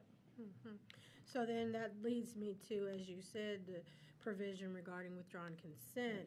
Can you explain how you see this being proven in court? I think you shared this a little bit in your explanation of what types of evidence might support these cases. I think you've answered that a little bit. I mean, I think you're going to be really dependent upon the victim and the witness. And I mentioned what we see in many circumstances, fight or flight.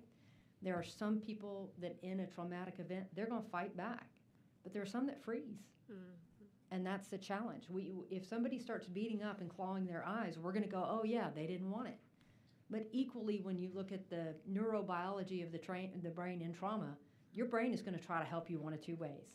It's either going to say, fight like hell, and that's the way your brain responds, or your brain is going to freeze, and then your brain is going to try to help you forget. And so there's a lot of neurobiology on trauma, on how we do these investigations, and a lot that we have had to learn over the last decade, that not every victim looks the way you would expect. And that's why, for that individual that freezes in that moment, again, we're turning it on that situation or that reasonable situation. Is this somebody that is a willing participant in this exercise, or did somebody go somewhere they knew they shouldn't have gone? And I would add, you don't know in that moment how you would respond. You never my know. instinct is telling me I'd fight like hell, but hell, I don't know what my response would be. So thank you for this. And, the last part, I think, is because some constituents might be concerned about potential impacts on dating and relationships. So how would you respond to concerns that these changes might criminalize misunderstandings rather than malicious acts? I think, again, you're trusting, just like we tell every juror when they come in and we say, look, you didn't check your common sense at the door. We've all been in dating relationships or know people that have been in dating relationships that can talk about however they want to talk about how they got connected with their folks or not. Again, I think when you look at the examples of what we're talking about on sexual assault, oftentimes perpetrators, every victim I know feels shame. Every victim I know thinks they did something to deserve it, whether it was smoking a joint as a kid or drinking too much, going to the party, wearing a skirt they shouldn't have worn. Every victim beats themselves up first because no woman wakes up every morning and thinks today's the day I'm raped.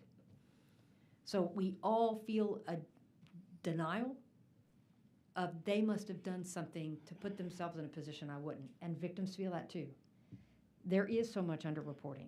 There is so much shame.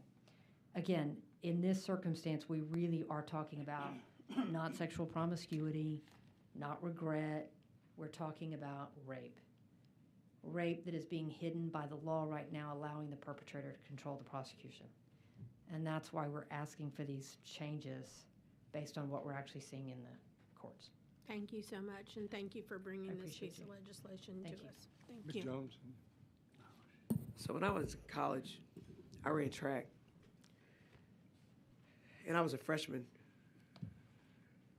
And I was in the track office, and one of the upperclassmen, my teammates, was there, and he was really popular, and I liked him, not liked him like I wanted to date him, like I liked him. I thought he was cool. I thought he was trustworthy.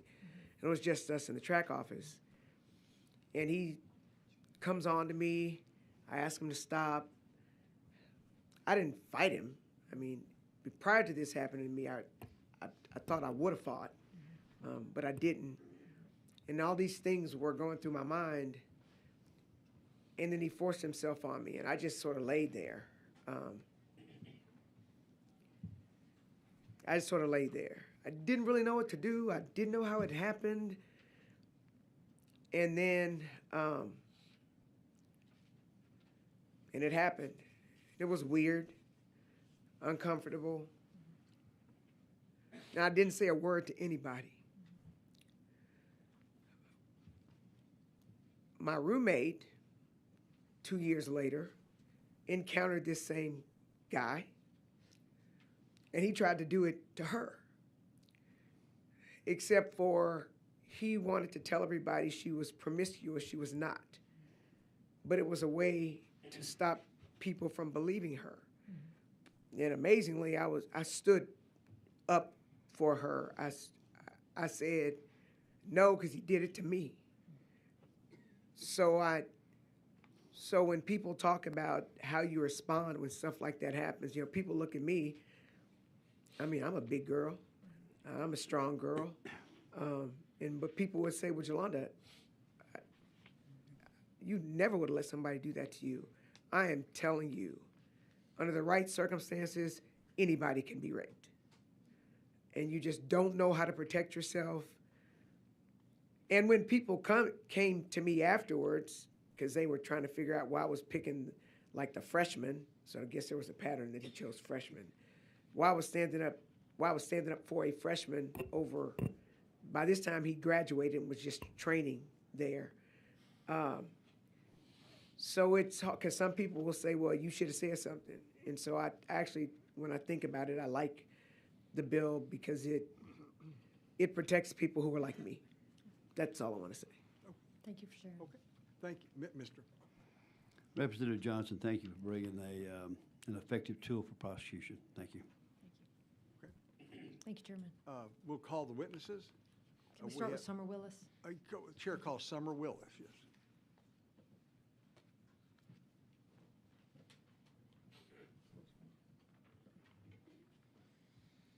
Good afternoon, Chairman Smithy, Vice Chair Wu, and members of the committee.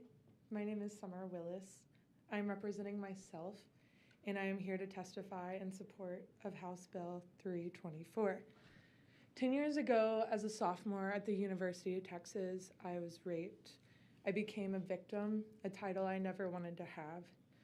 For nearly a decade, I carried this pain in silence, believing that if I buried it deep enough, it would go away, but it never did. So I tried to move forward. I joined Teach for America, Peace Corps. I married a fellow volunteer and have 2 beautiful boys. But the trauma stayed with me, and it was something that I couldn't outrun. So I did the only thing I could think of. I ran towards it. I gave myself new titles: survivor, advocate, endurance athlete. I turned 29 last year, and I ran 29 marathons across this country, meeting survivors in every city: mothers, runners, students, news anchors. I carried a mattress for an entire marathon to symbolize the burden that survivors carry. I crawled 13.1 miles last month in Austin because that's what survivors do. We crawl through a system that's stacked against us. And after all that, after reclaiming my story, I learned something devastating. What happened to me, the rape that changed me, that haunted me and nearly broke me, wasn't even considered rape in Texas. Because I was drugged by one person and raped by another, the law didn't recognize my assaults. I come in here today with a weight on my shoulders, knowing I will never get justice for what happened to me. But I've heard if your dreams only include yourself, you're not dreaming big enough. So today I'm asking you to dream with me, because we have the ability to right this wrong together. We have the power to make sure that no survivor is betrayed twice, one by their rapist and one by the system that's supposed to support us. Let me be clear, Texas does not have a legal definition of consent, and without it, survivors are denied justice before we even have the chance to speak. 75% of college rapes involve alcohol, and students are 3 times more likely to be sexually assaulted in college than any other times in their lives. And yet, Texas law refused to protect us. Out of every 100 reported rapes, only 1 will result in conviction. 1. I've asked myself a question that no Texan should have to ask. Would it have been better if I was raped in a different state? Oklahoma, Florida, states with definitions of consent. Because at least then the horrors of what happened to me as a college student would be acknowledged. At least then I would have a chance at justice. So today I'm asking you to dream bigger with me of a Texas where survivors have a choice, because we can change this. We can define consent in Texas and give survivors a fighting chance. Thank you. Thank you, Ms. Willis. Any questions, members? Thank you so much for being here today. Thank you. Chair calls Jana Oswald.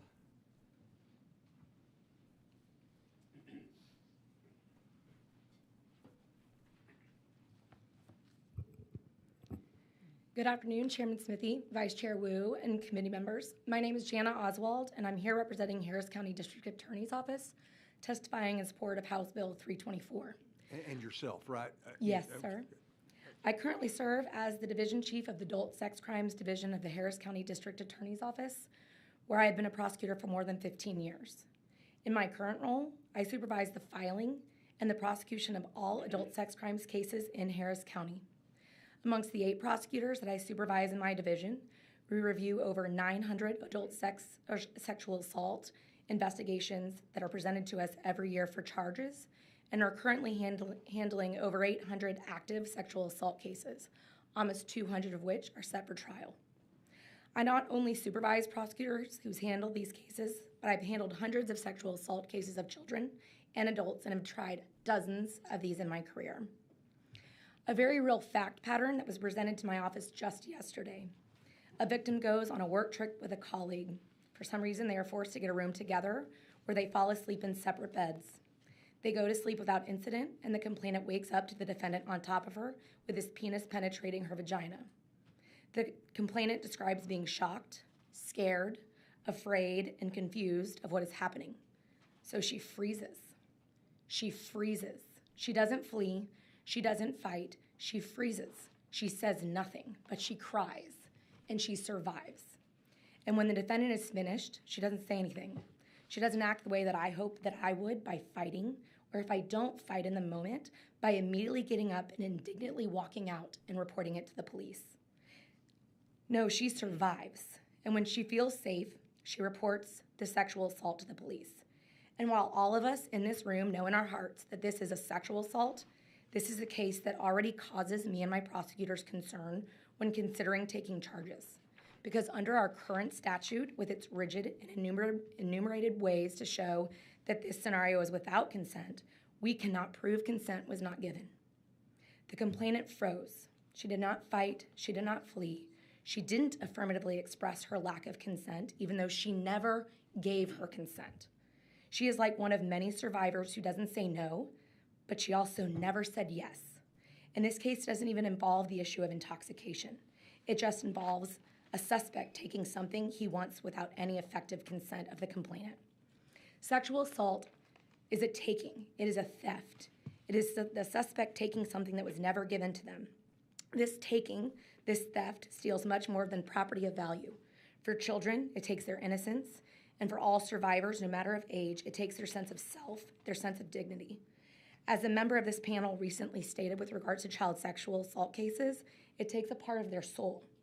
Having had the honor of trying both adult and child sexual assault cases, I can definitively say adult survivors lose a piece of their soul due to sexual violence as well. Knowing that, in the way in which our law is written, my property, the credit card, the $50 sitting in my purse, has more protection under our laws than my own body. Under the law, I have to give effective consent for y'all to take my physical property from me. But I have to prove my non-consent, or that there was the absence of it, to show that someone doesn't have the permission to put their penis in my vagina. As an adult, my property is protected more than a piece of myself. House Bill 324 would allow for us to clear a clear path to charge the case as presented because the complainant never gave effective consent as required under Section 107. But right now, I'm steeling myself for a very hard conversation that I'm likely going to have with this complainant because she didn't fight, she didn't flee, and she can't sufficiently articulate that the defendant used physical force, that her sexual assault means less under the law to our legislators than someone taking the money from my purse. Can you kind of wrap up? Yes. Okay. House Bill 325 is utilizing tried and true standards, both in the consent as well as in the reasonable person standard that have been presented to juries all across this state. And they should be applied to sexual assault laws as well, giving the prosecutors the ability to bring these difficult cases that don't fit in a round peg square hole enumerated right now in 22.011, and allows us the ability to bring these tough cases before a jury. Okay, thank you very much. Any questions, members? I appreciate you being here. Thank you. Anyone else here to testify for, against, or on House Bill 324? If not, Ms. Johnson, you want to wrap up? I appreciate your time and ask for your favorable consideration on behalf of this bill. With that, I close. Okay. Any other questions? Okay, Mr. Cook. Rep. Johnson, with regard to the story that Ms. Willis told and said that neither one of the actors were, I guess, were they charged? Do you know? No. In fact, she did not feel comfortable coming forward. Oh, okay, okay. And so I think that is part of the challenge, unfortunately, when we talk about underreporting. Absolutely. Well, can we even if she had come forward, it would have been hard given the fact that one person intoxicated her, another person took advantage of that. Would a criminal conspiracy be an option, I guess? I think it would be hard. Again, you'd have to try to show some law parties that they knew what the other person was doing and were participating in it. And so I think, again, in that circumstance, we're making prosecutors jump through a bunch of hoops to try to get around the defendant's ability to control. And that's what we know about perpetrators. They control the place, they control the time, and they control the person. This gives the prosecutors back the ability to give the victim the control back. Okay. And you think that in this particular bill that you have before us, 324, is it mainly the consent issue that would have helped? And again, I'm not trying to personalize it too much with Ms. Willis, but I do appreciate her coming forward. It's a lack of consent, right? And it's the reasonably should have known that based on that person's appearance that you shouldn't have gone there. Okay. Thank you. I appreciate it. Mr. Wu? Just real quickly, I know we mentioned this before, but I forgot about it. The issue of people pretending to be medical professionals and doctors is now coming back up into the news. There's been a rash of them, and it's a problem because you did consent to the medical contact, but that was assuming that that person was an actual doctor or nurse, right? And for us to charge them with practicing medicine without a license, which is like a misdemeanor or something like that, or something which is not consistent with the actual offense, like somebody forcibly penetrated you without consent. Right? Even if it was for a medical procedure, but that was only for if you were an actual doctor and not some random dude. So. Thank you. Okay. Chairman. Anything else, members? Okay. I'm close. Thank you. Thank you. And Thank we'll, you. if there's no objection, the chair will leave House Bill 324 pending. Ms. Hickland, you ready to go? Yes. You just got one witness, so you've been sitting there a long time. Well, thank you. The chair would lay out House Bill 1465 and recognize Representative Hickland. Thank you, Chairman Smithy, committee members, for giving me the opportunity to lay out House Bill 1465. Imagine walking into and changing in a dressing room, using a public restroom, or even being in the comfort of your own home, completely unaware that someone is recording your most private moments. For too many Texans, this nightmare has become a reality. Invasive visual recording is classified as a sexual offense under the Penal Code. However, those convicted of this crime do not face the same consequences as other sexual offenders and do not have to register as a sex offender. I've read about countless cases relating to invasive visual recording that span from Belton to College Station and Amarillo to Highland Park. It's even this week in statewide news. The committee substitute for House Bill 1465 amends the Code of Criminal Procedure to require any individual who is convicted of invasive visual recording to register as a sex offender. Hold on, let me stop you Yes, right sir. there. Ms. Jones, will you lay out the substitute? There's a substitute, I believe. So, Ms. Jones, will you lay out Ms. Jones lays out the substitute. Okay, thank you. Just procedurally, we just need to get the substitute before the committee, yeah. Okay. It's done. Okay, go ahead. Okay, thank you. So the committee substitute. Yes. Additionally, this bill adds the definition of place in which a person has reasonable expectation of privacy to further clarify the locations in which an individual would believe they could disrobe in privacy without being concerned that they are being photographed or recorded, which includes a bathroom and changing room. Current statute already defines changing room as a room or portioned area provided for or primarily used for changing of clothing and includes dressing rooms, locker rooms, and swimwear changing areas. The committee substitute for House Bill 1465 centers around providing further protections for victims and aims to strengthen the definitions for invasive visual recording. Invasive visual recording is a crime of sexual nature, and this bill implements stricter consequences for offenders by requiring them to register as a sex offender. Before I close, I want to thank my witness, Kaylee Rush, for coming to share her story. You'll get to hear from her today, and her courage in coming forward underscores why 1465 is so important. Do I have two? Okay, also, excuse me, I have two witnesses, also Lee Hartman, and both of them will share their stories that apply. Thank you. Any questions for Ms. Hickland? Okay, thank you. Chair will call Kaylee Rush. Thank you. Okay, thanks.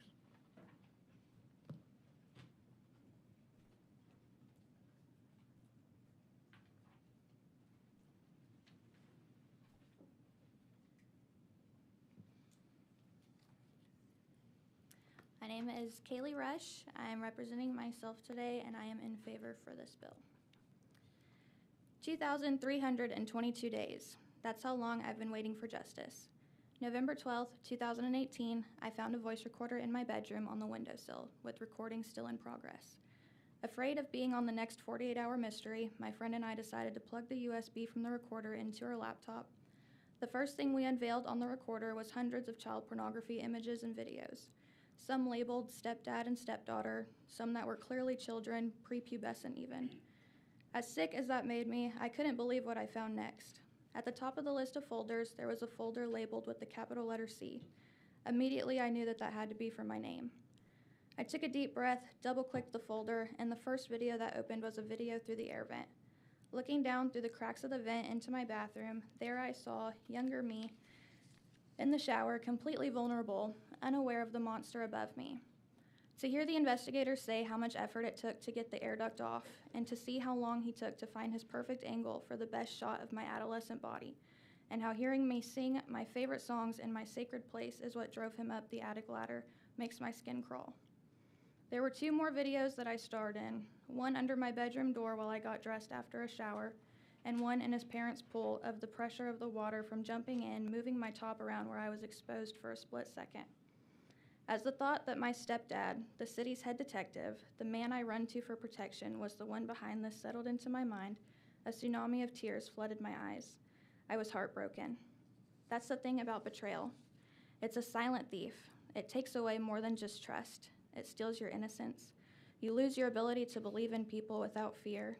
It leaves you questioning everything that you thought you once knew. It's not the act that haunts you, but the thought that you never saw it coming, especially from the person you thought would never hurt you. After the discovery that my father figure was a predator, it took 5 days for him to get turned into the police. So once again, I was let down by the people who were supposed to protect me. Since then, I have severe anxiety, as you can imagine. I have trouble trusting anyone, but especially men. I can't even shower anywhere but my own home, where I still catch myself peeking around the curtain just to ease my mind that I'm all alone. This past Friday, March 21st, Brandon Matthews was sentenced to 8 years TDC, which was probated to 5 years for all 6 counts of the child pornography. And for the invasive visual recording, 18 months of state jail with credits and the opportunity for shock probation, which could result in a minimum of 75 days state jail, followed by the above 5 years of probation. My 2,322 days of waiting for justice to be served was all for me to be the one walking out of that courtroom feeling defeated and not the defendant. On top of the probation, Brandon has to register as a sex offender, not for the invasive visual recording, but for the child pornography charge. Without the additional charge, he wouldn't have to register at all for recording his daughter shower through the air vent without her knowledge. For a sexual act that traumatized a 16-year-old girl for the rest of her life, he doesn't even have to admit and be on the record as a sex offender. How do you fathom that? 2,322 days and counting.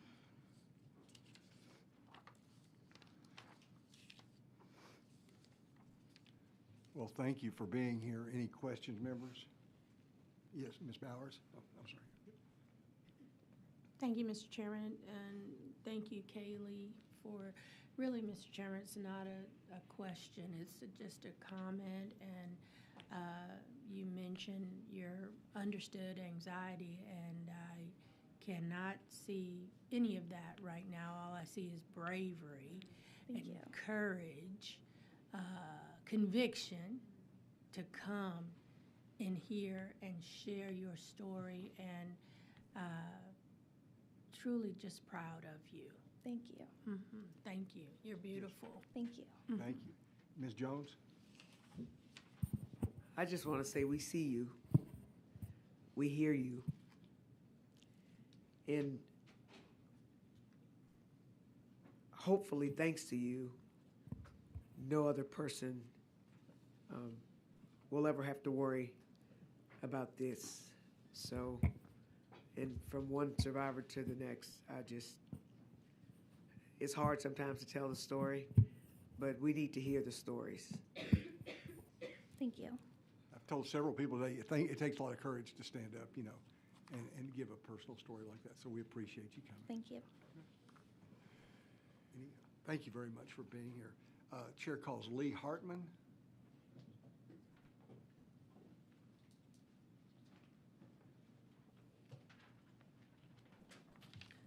For the committee, my name is Leah Hartman. I'm testifying on behalf of myself. Whenever you're ready. Go ahead. Okay. And tell us how you stand on the bill. I stand in 100% support. About a year ago, I was a victim of invasive visual recording. A camera disguised as a phone charger, one like this with the lens on the front, recorded me unknowingly in a bedroom. This camera had 33 videos, some of me in a state of undress. I was appalled to find out that an invasive visual recording was not a sex offense, despite the fact that it was clearly sexually motivated.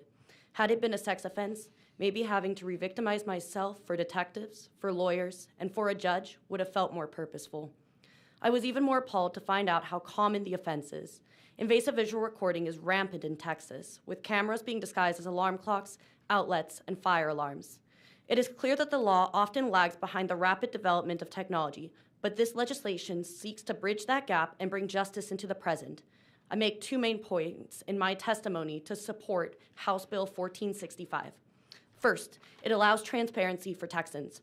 Texas does not have a single database where you can search all court records for the state. Each court is responsible for keeping their own records. Some courts add hurdles and require service fees. The Sex Offender Registry differs. This is a statewide database run by the Texas Department of Public Safety with no charge for accessing records. Searching for a sex offender is generally easier and more centralized than searching for individuals with a felony conviction. And this is extremely important to community safety because a study in the Journal of Violence and Victims found that the community is more likely to protect themselves from victimization and engage in community reporting behavior when receiving notification from the Sex Offender Registry. Also, the National Institute of Justice concluded that sex offender registration appears to have a positive impact on averting first-time sex crimes. But more importantly, this legislation protects children. In Texas, having a felony conviction is not an automatic disqualifier for employment in schools. In the Texas Education Code 22.085, schools are required to refuse to hire a person only if they are convicted or placed on deferred adjudication for a sex offense or a felony under Title V Penal Code that includes a victim 18 years or younger. Under this, perpetrators are still eligible for employment in Texas school districts if they have committed invasive visual recording as long as their victim isn't under 18. Today's legislation fixes that gap. By classifying invasive visual recording as a sex offense, offenders will be barred from employment in schools regardless of the victim's age. And this is incredibly important to me because the person who committed the offense against me was employed in a classroom with young children, special needs children at the time, and continued his employment for 2 more months. Although I felt it would be obvious he could not be trusted with a vulnerable population, a representative from his school testified on his behalf in court that he was no danger to children, and she had no concerns about him being in a classroom with children. My story is one shared by many Texans. I urge you to stand in favor of privacy, safety, and the community and vote yes. As Representative Jones has shared, the home is the place where you should feel the most safe, and I no longer do. However, passing this legislation can prevent more Texans from feeling this way, or at the very least, deliver justice for those who become victims. I yield my time and am open to any questions. Thank you so much. Any questions, members? Once again, we appreciate you taking the time to be here and share your story. Thank you. I appreciate it. Thank you very much. Anyone else here to testify for, against, or on House Bill 1465? If not, Ms. Hicklin, can you we'll recognize you to close. Thank you so much. There's really not much more that I could offer beyond their powerful testimonies other than to emphasize that this is a sexual crime and therefore should be listed among, required to be listed among sex offenders in the registry. Thank you so much. I close. Okay. Any other questions? Mr. Little has a question. Thank you, Chairman Smithy. So Representative Hicklin, I spent a good bit of time with your bill, and obviously we already have a penal code provision for invasive visual recording, and from my understanding of your bill, your bill seems to seek to expand the number of places to which that offense applies. Is that right? And it clarifies more that, so any place, we tried to clarify that area so that any place that there was a reasonable expectation of privacy, that would include a dressing room. So just to clarify that part. And so one of the things I was struck by, and it was like it clicked when Kaylee testified, which thank you for doing that, is that the current state of 2115 appears to relate to the recording or broadcasting of persons in a changing room. And so when I look at, or a bathroom or a changing room, so it's kind of narrow, and when she testified, I'm like, this doesn't necessarily relate to a bedroom, right, where she was recorded. And so, immediately it clicked when she testified to that, but I have a question about the way that it's drafted in your bill. So your bill creates a new definition at 3A. It says place in which a person has a reasonable expectation of privacy, which I think most of that is well drafted. The problem I have is with the last sentence in it. It says the term includes a bathroom and changing room. So in the law, when we specifically include items, generally it's to the exclusion of all other items. So I think it might be well served to put the term includes, but is not limited to a bathroom and a changing room. Sure, yeah, I'd be willing to. The other the other question I have for you is, or the implication that I was dealing with as I was reading through your bill is, this seems to also be an offense that minor children can very easily violate. So to give you an example, my son at his public school, they have a rule, you're not allowed to have your phone in the bathroom or the locker room. But kids break that rule a lot. And so I'm just curious, have you considered the ramifications on the registration aspect of this if a minor child or a juvenile records someone else in a locker room or a bathroom, they're goofing off, if they end up registering, and for what period of time they register as a sex offender? Can I help you with that? Yes. The registration rules for juveniles are different than for adults. Most of the juvenile cases I handled, the registration is up to the judge, and we usually make pretty strong arguments that this is not a thing that a 14-year-old needs on their record forever, right? That's helpful, Yeah. certainly. I wanted to know that from my understanding. It's Yeah. in fact, juveniles are actually probably the most likely to pick up these type of charges, and especially the like distributing child pornography. They'll take pictures of each other and send them all around. They're going to get popped with that. But the nice thing is, at least in my practice, courts, prosecutors have been very understanding, and their main objective, especially with juveniles, as the state code says, is their main purpose is rehabilitation. Right. Thank you, Vice Chair Wu, and I agree with you. It seems like this is something that juveniles probably violate with regularity, but I do commend Representative Hicklin's registration component of her bill, because normally when someone records someone like Kaylee, they're recording 10 different people, and this is someone who is an habitual offender, and I don't know what the word I'm looking for is, but it's compulsive, and they need to register so that other people can be aware of that behavior. So thank you. Ms. Bowers? Thank you so much, Mr. Chairman, and thank you, Ms. Hicklin. So I have a couple questions. One, do you envision this legislation leading to broader privacy protection reforms in related areas? And if so, what might that look like? And there's an additional question to that. So I'm going to let you answer that first, because I think it may lend itself somewhere else. You know, this was just specifying making that connection between this is a sex offense and should be classified and prosecuted with the same punishments of other sex offenders. It's a matter of public safety. So sure, anytime that there's that, I would expect that there would be greater protection for privacy. Sure. And thank you for that response, because, you know, it kind of leads me to the thought of short-term rental owners that we know are doing this in Airbnbs or any of those type places. It's happening. So could you see that maybe as a later reform, I guess, or adding that part to it, that it would pertain to short-term rental owners as well?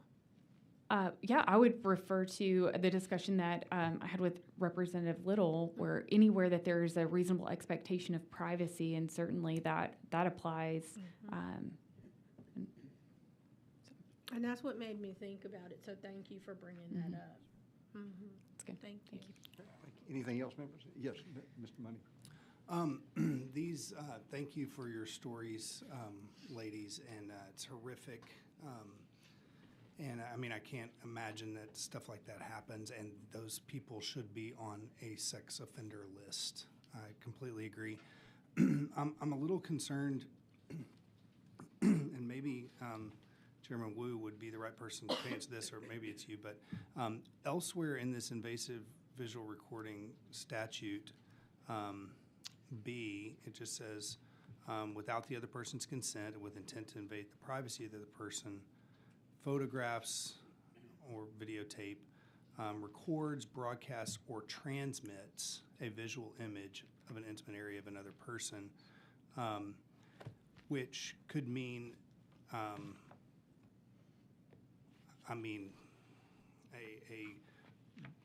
a boyfriend has a picture of his girlfriend with her top off, and he sends it to his friend to look at. Shouldn't happen, never should happen, but that becomes a sex offense registration event, and that seems to be a different level or scale of offense than setting up a camera to record someone privately that they don't know. Do you see what I'm saying? I think it's a different offense. So I think that's 2116, which is unlawful disclosure that doesn't require registration. So 2115B though, and maybe I'm just reading it wrong, B1, photographs or by videotape or other electronic means, records, broadcasts, or transmits. And it's the or transmits part that concerns me. I mean, recording somebody without their knowledge, broadcasting it, sending it out to public view. I mean, all of it should be an offense. I'm not saying any of this is right or good or anything like that. But the situation, this statute seems to me, and once again, I'm not a criminal lawyer, but it seems to me to encompass more than just the egregious acts that we are covering here, that we've discussed. And I just want to make sure there's not an unintended consequence of making this extremely broad, which would which could lead to a situation where it's watered down and you don't really even know what that person did if they're on the sex offender list. If they have set up a camera in their Airbnb or in their stepdaughter's bedroom, I think the world needs to know that. But I wouldn't want that to just get lumped in with the other scenarios that I mentioned. Does anybody have thoughts on that?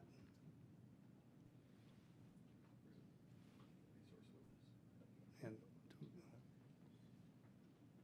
I don't know. do we have a We don't have resource any witness listed, or?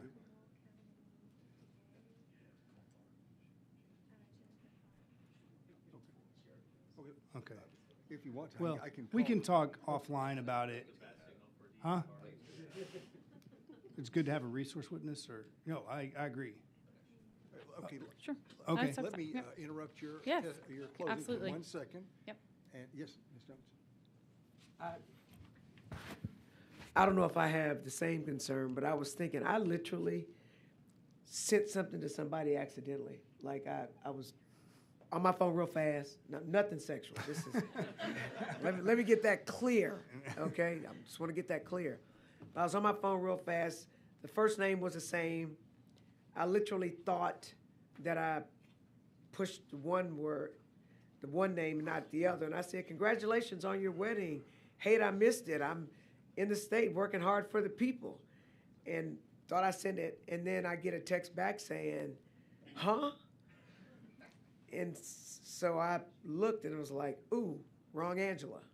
So anyway, so sometimes you accidentally send stuff. And then I ended up going to the right Angela and congratulating on her marriage, and of course she was thankful for it. But I could just, I don't know where that falls, but you can accidentally send something. It actually came from you. So I'm just throwing that out there for the universe. Okay. Let's call Jennifer Tharp. I hate to draft you into action, but if you're available, come on up. I'm Jennifer Tharp, Comal County Criminal District Attorney, and I did register in support of this legislation, originally not to testify. I'm happy to testify, though, because 2115, we actually amended it back in 2015. I was a part of a group of prosecutors. It was in response to upskirting. So this 2115 was originally adopted in 03. 07 is when transmit was added to the descriptor. And then in 2015, we didn't change transmit because it was yet just another means by which that recording could be accomplished. The question about students, I think that's covered in sexting, which is a different statute, 43, I think it's 43261. But I'm happy to answer any other questions if that didn't address it. Mr. Cook? But what about the question that Mr. Money was asking? I mean, what if a prosecutor, tried to prosecute under this? Would it be mandatory report? I mean, if this bill was So 2115, as what's being proposed, would require registration. And I will tell you, I've prosecuted a lot of invasive visual recording cases, very similar to the testimony that was received today. In terms of what you talked about, let's say it's an image that a boyfriend has and then shares it with another individual. There's 2116, which is, when the statute was passed, it was passed as revenge porn. So let's say an image is shared willingly of an intimate area with a boyfriend, and then they are basically manipulated by virtue of that image. When that was passed, I don't remember which session, a couple sessions back, there was a lot of testimony where it was used to extort them. So it was called sextortion back then. So does that? Yeah, yes, and so there may be better statutes for those kind of scenarios. I'm just concerned if it could be brought under this statute. And I'm not saying that they're, Sure. all prosecutors are not as intelligent and have as much integrity as you do or whatever. But I think that there's if you have a statute here that says that merely transmitting a visual image of an intimate area, or even the next one, B2, photographs by videotape or other electronic means, broadcasts or transmits a visual image of another in a bathroom or changing room.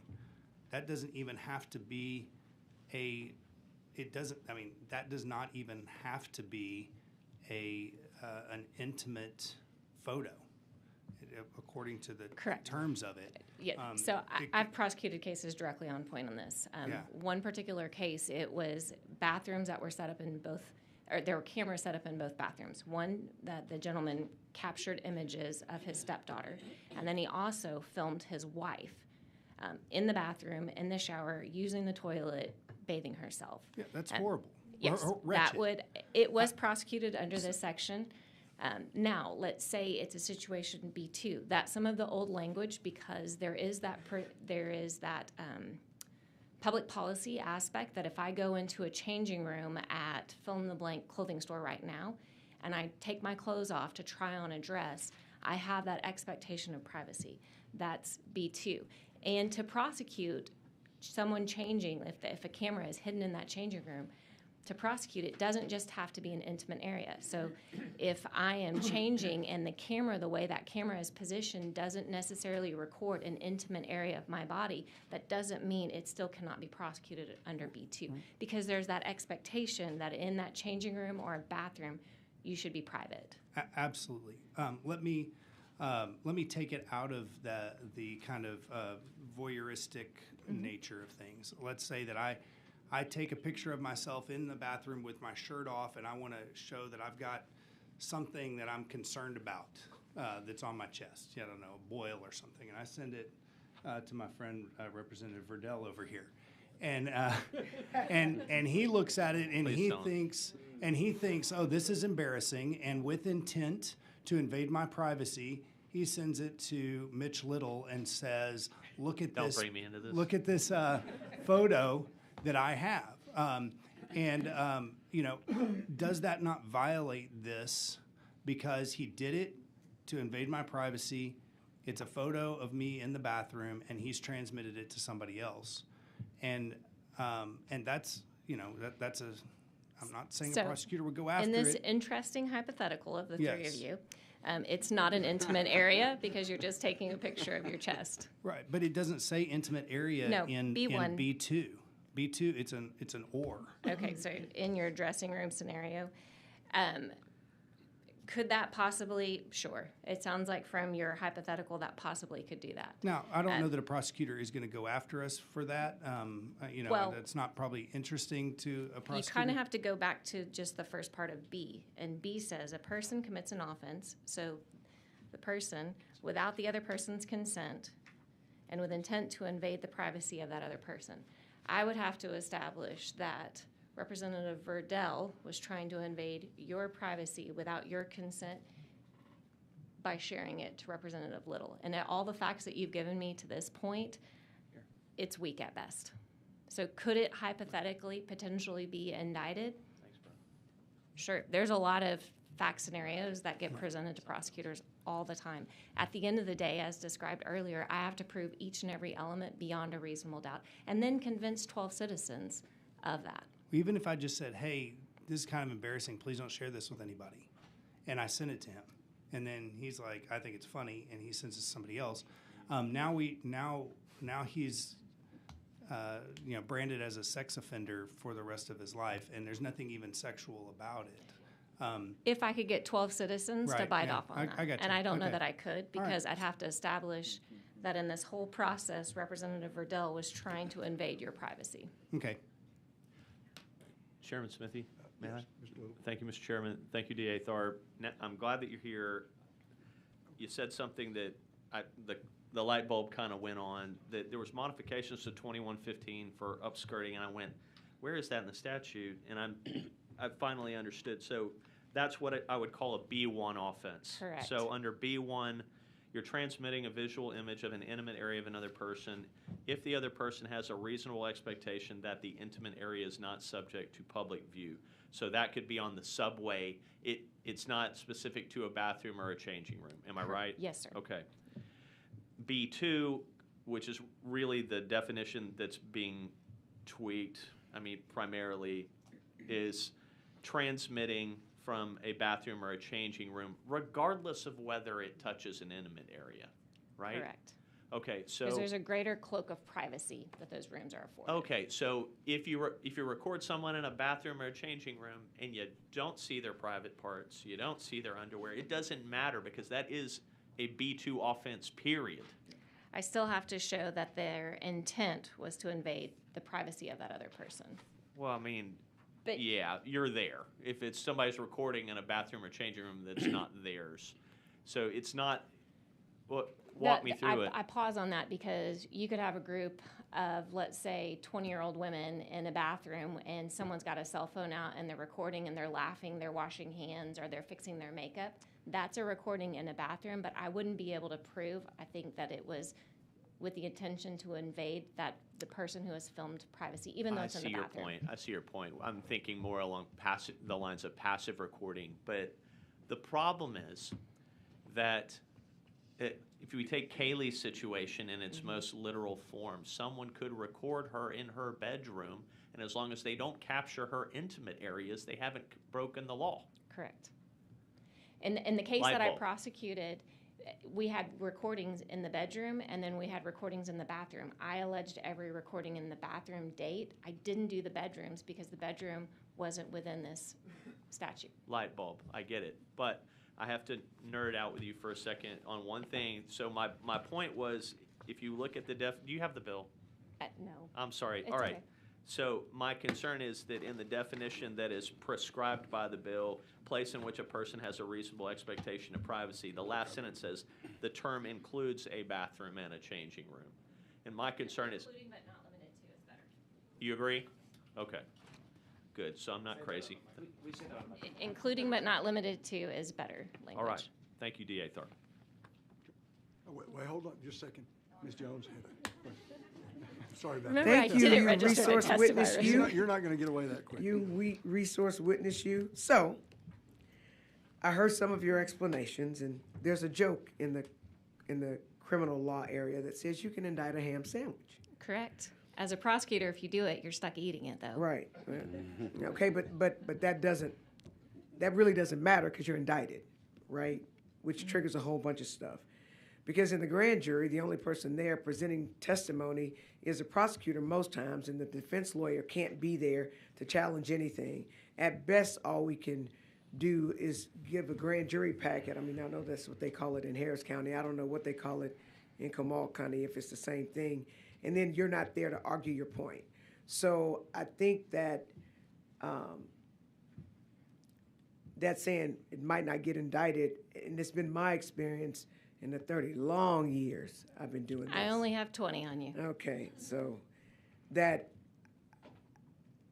there are some prosecutors who indict like meritorious crimes. There are some prosecutors who want to throw everything on the wall and see if anything sticks, and then use everything on the wall to scare someone into signing. And they keep things, and once something is indicted, you can't unring that bell. So I just have some concerns about that. I mean, I know it's not your bill. I know you're just a resource witness, and I know you didn't even know you were going to be a resource witness before you got there. On it. So I just like for laws to be written that strictly target what it's intended to resolve because of unintended consequences. Mm-hmm. So, I think you raise a great point, and it also raises the issue on why each and every one of you should vote favorably for this bill, because I will tell you, back in 2015, we worked in the interim, and we worked, I can't tell you how many hours I spent trying to fix this statute. And in that, we talked about recordings devices. I'd never realized the oversight we had with a bedroom, and I should have known that because I had seen cases as a prosecutor where the recording took place in a bedroom. Thankfully, in those particular cases, there was an intimate area that was recorded. But, I mean, you raise an excellent point. It's important, each and every piece that comes before this committee and every committee, to be as narrowly focused as you can be.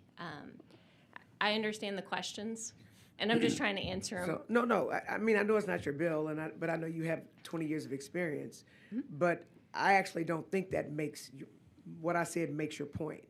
I think it makes my point that it can be used in something like to catch people into something who weren't intended to be into that something. And I also know, there are some nefarious prosecutors, and there are some good ones, some nefarious prosecutors who do stuff, but there's also prosecutors who couldn't evaluate a case to save their life. Like where I've been like, dude, you really don't need to indict this. Dude, we really don't need to go to trial and get a 5-minute not guilty, which, by the way, is my world record. So that's how bad her case was. But she was stuck on my client and wanted to get him for something. So I just have to figure out myself. I'll speak with the bill's author. Right, wrong, or indifferent. Right. There are bad actors in every profession. Okay, well, thank you. Mr. Riddell? Thank you, Chairman. I have one question. So last session, there was a male in the female bathroom here. The person took a picture of that male in that bathroom.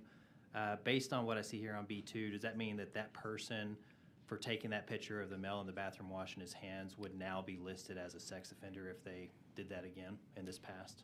So I don't want to be, as a resource witness, utilized. No problem. Just under the law, I'm just asking if that person would fit that criteria. 2115 defines several aspects: changing room, female breast, what intimate area is included, and then what areas are included as well. Okay, and B2 doesn't cover anything other than just saying that the person takes a picture in the bathroom. Is that correct? B2 said, I don't have the bill in front of me. I'm looking at the actual statute. Sorry. Okay. Okay, I'll save the question for Representative Hicklin. Thank you. No problem. Okay. Oh, just kidding. Just to be clear. Mr. Wu. Yes, sir. Just to be clear, the inadvertent and non-invasive videography in a place like a bathroom. So like, let's say people will shoot their TikToks in a bathroom, which I don't know why you would do that, but people apparently do that. And people who walk by in the back of the frame they're in the picture, right? And they're on the video, and a lot of people don't want to be in those videos because why are you shooting a TikTok in the bathroom? But that's not the point. So, but the current law would not catch that as a criminal. That would say, like, that does not meet the definition of what we're trying to do, correct? I'm not sure I understand your hypothetical because you still have to go back to the first part of B has to be established, right? With the invasion of that person's privacy. Right. You have that. The intent of the person taking the TikTok and doing a little dance was not to invade the privacy of the person who's walking in the background. Correct. And that's very clear from the situation. Correct. Ms. Tharp, thank you so much. You've been a good sport to come up. We appreciate your input on this. And Ms. Hicklin will, the chair will recognize you again to close. Not the first time. Okay, yeah, I'm actually grateful for a little extra time to clarify because I think there's some confusion right now. The focus seems to be on the definition of invasive visual recording, and we're not touching that. That's already established. What we're talking about is just including it as an offense required by the sex offender registry. Representative Little, you talked about, you focused on B2, but this is actually, it doesn't touch that area. This is actually in Section 3A, where it specifies that private area of a bathroom or a changing room, which Representative Vice Chair Wu, I believe that's one of the things that you were talking about. So I'd like to emphasize the term explicitly only applies to the private area of a bathroom or changing room. If an individual takes a photograph or visually records someone in the public area of the bathroom or changing room, such as the common area where one washes their hands, the eligibility of sex offender registration does not apply. If an individual takes a photograph or visually records another individual who has reasonable expectation of privacy, such as an individual in a private stall or personal changing room, the applicability of sex offender registration would apply. So there's that distinction between the private area. I think that some of our conversation has touched on some important details, but miss the fact that this is established it's already established. It's a sexual crime. These are sexual offenders, and as such should be included on that sex offender registry in a way that would contribute to public safety.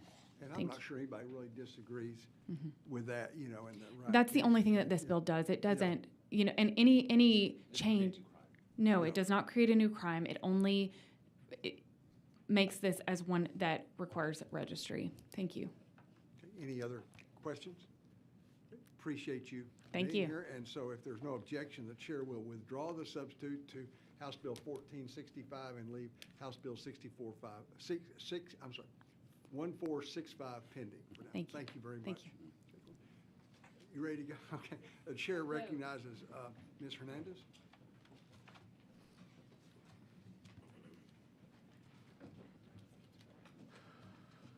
And the chair lays out House Bill 1445 and recognizes Representative Hernandez.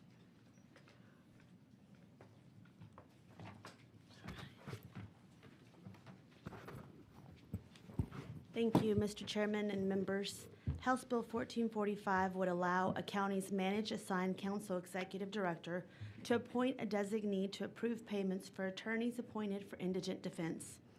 In 2011, Texas established the Managed Assigned Counsel Program, or MAC, to provide quality representation to indigent defendants who may not otherwise be able to afford it. However, current state law only allows the judge or Managed Assigned Counsel director to approve these respective attorney payments. This is manageable and cost-effective in smaller counties, but logistical issues arise in larger counties. For example, in Harris County, the MAC office assigns over 200 attorneys to indigent defense across 16 criminal county courts, resulting in the MAC director having to approve roughly 700 attorney payments on average every single week. The size and volume of payment approvals in Harris County have created a substantial administrative burden for the MAC director alone. Additionally, the current Harris County MAC director is a member of the National Guard, whereas if you went on military leave or in some other way became unavailable, attorney payments could be unreasonably delayed. This bill would allow the county's MAC director to appoint a designee that would assist in approving payments to attorneys participating in the MAC program. This would significantly ease the administrative burden on the MAC director, allowing for the program to operate with greater efficiency. This change will help to ensure that indigent defendants receive the quality representation that all Americans deserve, while also ensuring that participating attorneys receive their due compensation in timely fashion. I believe we have a witness here from Harris County, and we'd be happy to answer any questions and reserve the right to close. Thank you, members. Do you have any questions for Rep. Hernandez? Seeing none, we'll call Kenneth Harden.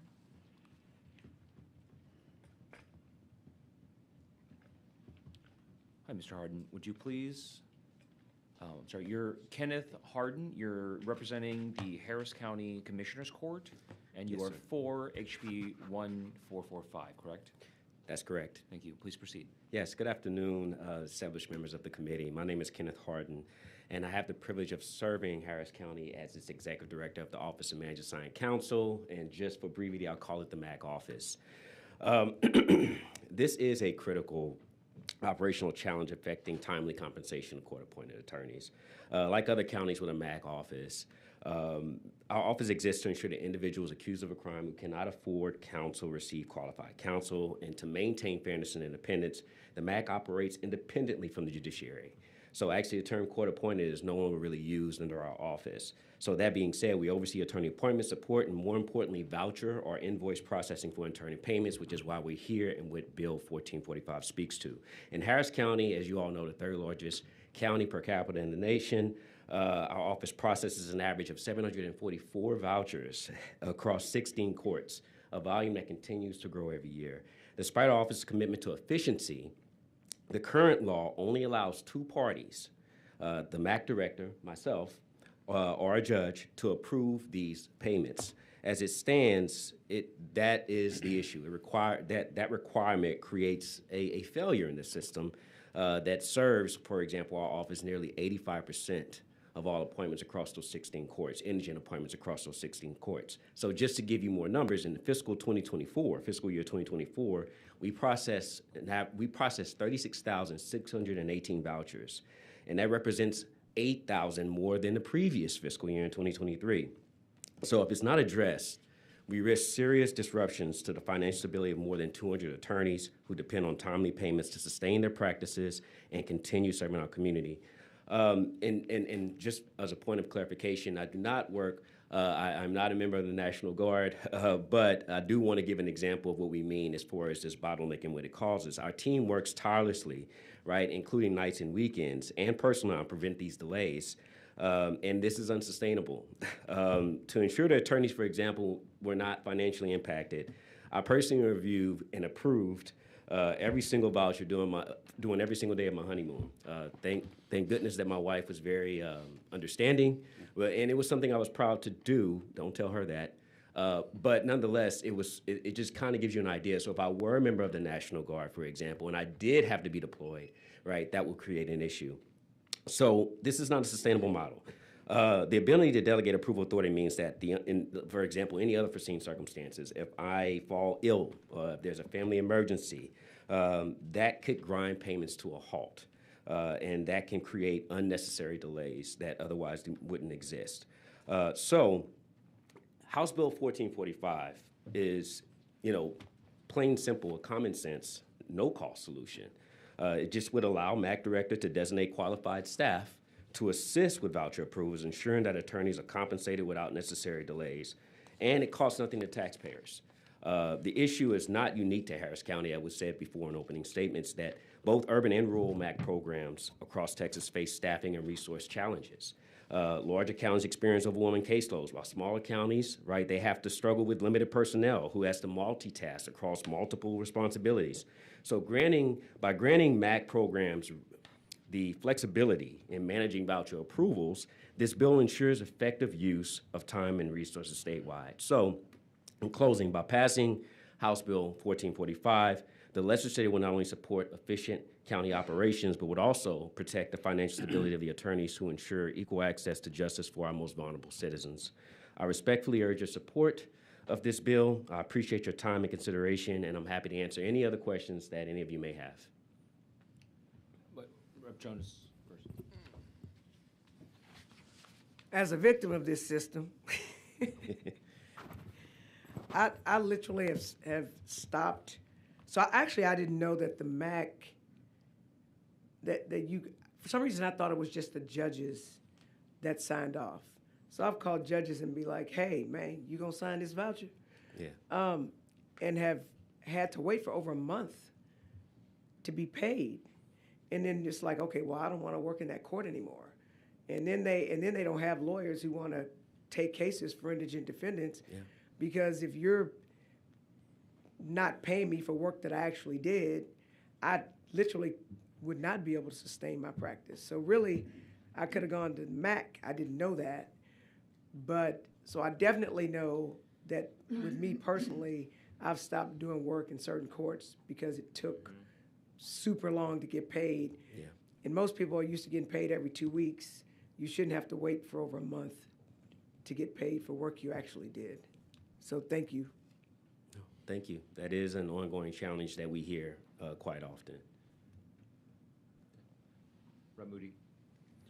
I guess just to put a point on Representative Jones's concerns as a practitioner. Obviously, folks have constitutional right to counsel if they can't afford one. So when we set up a MAC or permit a MAC to appoint counsel, those attorneys are voluntarily stepping into that system, right? You're not conscripting them to service. They have to say affirmatively, and then that usually have to submit. They have certain requisite experience to receive appointments on misdemeanor, state jail, felony, capital murder, all that other stuff. Yes. And in your jurisdiction, you have set fees in court, out of court. Yes, like those we are do. set. We So, do. I mean, We also so- have qualifications as well for them to be on the list. So what I just want to put this point on it. There are guardrails around how these payments get made, and they are woefully lower than what an attorney is going to make with a client who is able to afford their own counsel. So you have lawyers volunteering to do this that have qualifications that have been vetted, and the slower, and I guess not really a question, but the slower you do this, not you, but the slower the system does this, the less incentive you're going to have for attorneys to join in these. And I think probably the more likely that we're going to have constitutional violations of people's rights, because you just have fewer and fewer attorneys that are doing this work, and the cases are still there. They're going to move slower. We're not doing our part to process these things. There's already guardrails in place in terms of cost. And so to me, this seems like a no-brainer. This is just trying to make things more efficient. We have guardrails all over the place in terms of making sure that we have the right attorneys in the right places doing this stuff. So I appreciate your testimony and letting us kind of drill down into something that's a little bit different than what we've heard today. But I mean, we're talking about constitutional rights here, so I think it's important the way that we actually get this system working efficiently. Thank you. Thank you. I appreciate that. Thank you. Any other questions? Ms. Jones? Speaking to Chair Moody's point, perfect example of how we volunteer to do something that other people wouldn't do. The reason I take some court-appointed cases because I also have free will cases, which are that's hood slang for retained cases.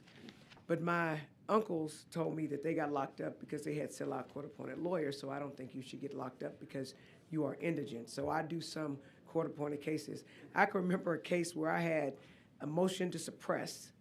There were two lawyers. I was the court-appointed one, and another lawyer was a retained one, and we both got the case thrown out after a suppression hearing, and he made $25K, and I made $1,800.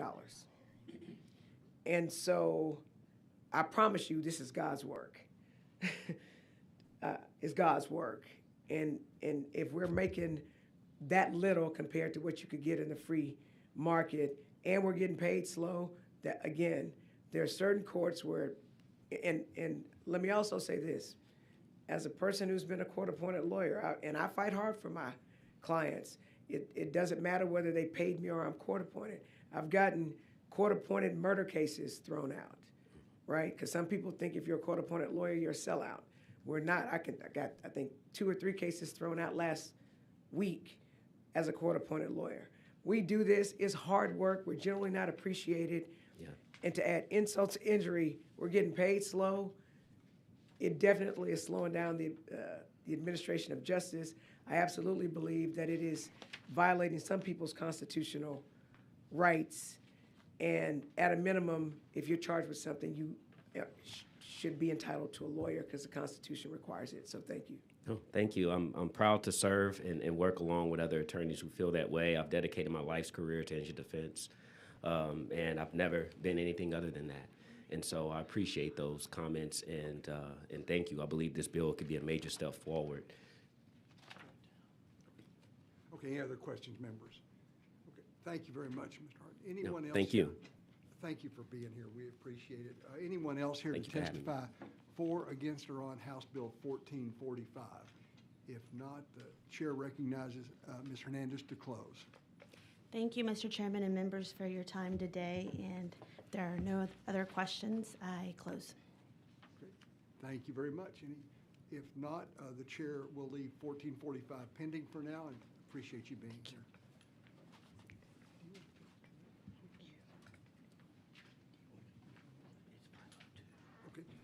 The chair lays out House Bill 502 by Representative Flores and recognizes Representative Moody to explain the bill. Thank you, Mr. Chairman, Vice Chair Wu, members. I'm laying this out on behalf of Representative Flores. She has a personal matter that she had to tend to today. Otherwise, I know she would have wanted to be here laying this out. I'll give you the very short version. We allow certain victims of certain offenses to have confidentiality of their identifying information. So the use of pseudonyms, depending on the type of offense. So victims of trafficking, sexual assault, family violence, we have certain offenses where we permit pseudonyms to be used.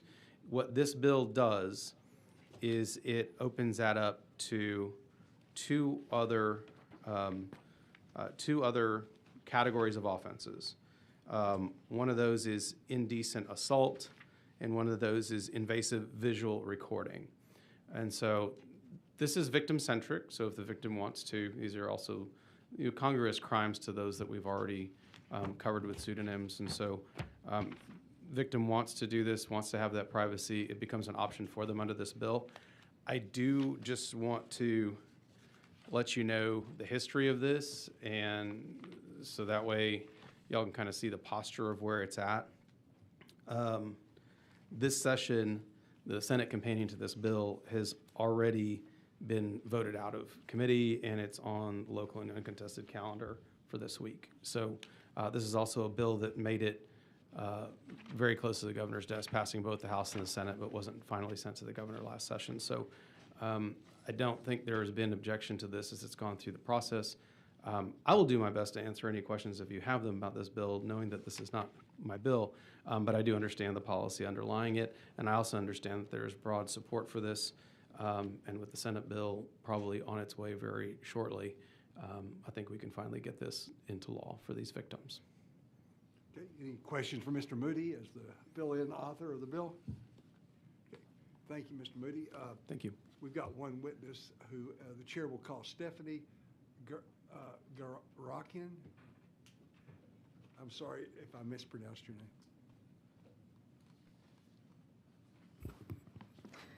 Good afternoon, Stephanie Garakanian. I'm here on behalf of the Travis County District Attorney's Office in favor of the bill. I know that you all have had a long day, so I'm really just happy to answer any additional questions that you might have. I think the rep did a great job putting it out. Okay. Any questions, members? We appreciate you being here. Wonderful. Thank you so much. Anyone else here to testify for, against, or on House Bill 502? If not, Mr. Moody, if you want to close. Yeah, I do, and I think it's important to note. I mean, these are real people with real cases. That's the reason why Representative Flores has this bill, and I think it's the reason why the Travis County District Attorney's Office was here. Just to put a finer point on this, there was a case in where a woman learned where she was being recorded while breastfeeding at her place of employment, and she was left in a very difficult position of pursuing charges, but also her information being known in her place of employment. And so those are the types of real-world situations, the difficult places that these victims find themselves in. And so I know that's why it's a focus of Representative Flotis' office. And so I appreciate your consideration. And if there are no questions, I would close. Okay. If no other questions, Ms. Jones? Okay. Okay. So with that, the chair will Thank you. leave House Bill 502 pending. Ms. Gomez, you want to come up? The chair lays out House Bill 1121 and recognizes Mrs. Gomez. We apologize for you. Not at all. Thank you so much, Chairman. I'm so appreciative to the chair and our esteemed members here today for allowing me to introduce HB 1121. HB 1121, members, addresses an issue that has been quite a hot topic in the media lately, not just in the state of Texas, but across the nation, addressing the harassment of individuals through the use of quote-unquote deep fakes or artificially intelligently generated images. In a nutshell, this bill simply adds the AI-generated images language, the computer-generated images language, to our existing revenge porn statutes, which address real images. It's basically bringing our Section 21.16 of the Penal Code and Section 98B of the Civil Practice and Remedies Code up to date in our 21st century computer-generated problems that we're having. So HB 1121 would work within the framework created by law by adding deepfakes and AI-generated images to our revenge porn laws. I intend to promote the highest level of protection from individuals from harassment by these AI-created images, and HB 1121 would help to promote that vision. And again, would add this AI-generated language into the existing deepfake statute, which make any dissemination of this intimate visual material a state jail felony, and by adding this AI-generated images language to our civil liability statute in the Civil Practice and Remedies Code. So just, again, bringing this up to date with the remedies at law they're already entitled to civilly, such as actual damages and attorney's fees. Any questions, members? Okay, thanks. I'll go ahead and call. We've got one witness. Thank you, Chairman. Chair, I'd reserve my right to close. It will, certainly. Thank you. The chair calls Adrian Shelley.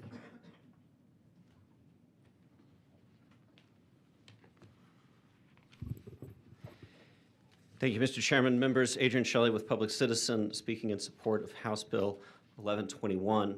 Representative Gomez, appreciate you filing the bill.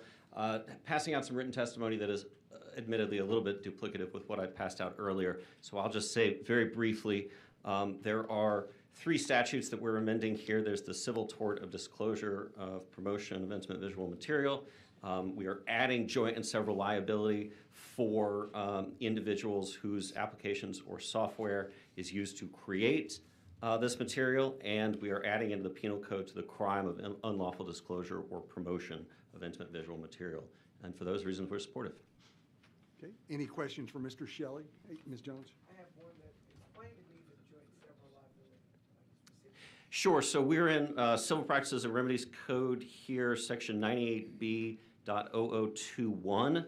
And what we're saying is anyone who aids in the creation of this material, if it is their AI application or software that is used to create this material, and that is done without the consent of the individual who is depicted, then that person is jointly or severally, jointly and severally liable in a civil action for damages. So that's when I don't get my friend to help because I suck at doing AI-generated stuff. I suppose so. And it's your platform, your software, correct? Thank you. Oh, I'm sorry. Did you hear what I said? I'm sorry. He told me my mic wasn't on. I have a booming voice. Oh, I'm sorry. So if I go get my friend to help me because I can't do it, but it's on my platform, but it's his application, then he's joint and severally liable. So basically, what I end up deep faking, since he helped me, then he's responsible civilly. That's correct, yes. Okay, all right. And again, without consent of the subject or victim. Right. Okay. Any other questions, members? Okay, thank you for being here. Anyone else here to testify for, against, or on House Bill 1121? If not, the chair would recognize Ms. Gammas to close. Once again, thank you, Chairman, members. I do believe HB 1121 is going to update the Penal Code and the Civil Practice and Remedies Code to address the very real 21st century threat that individuals are finding themselves facing these days in regards to their intimate visual privacy. So I respectfully look forward to working together with you to further this issue.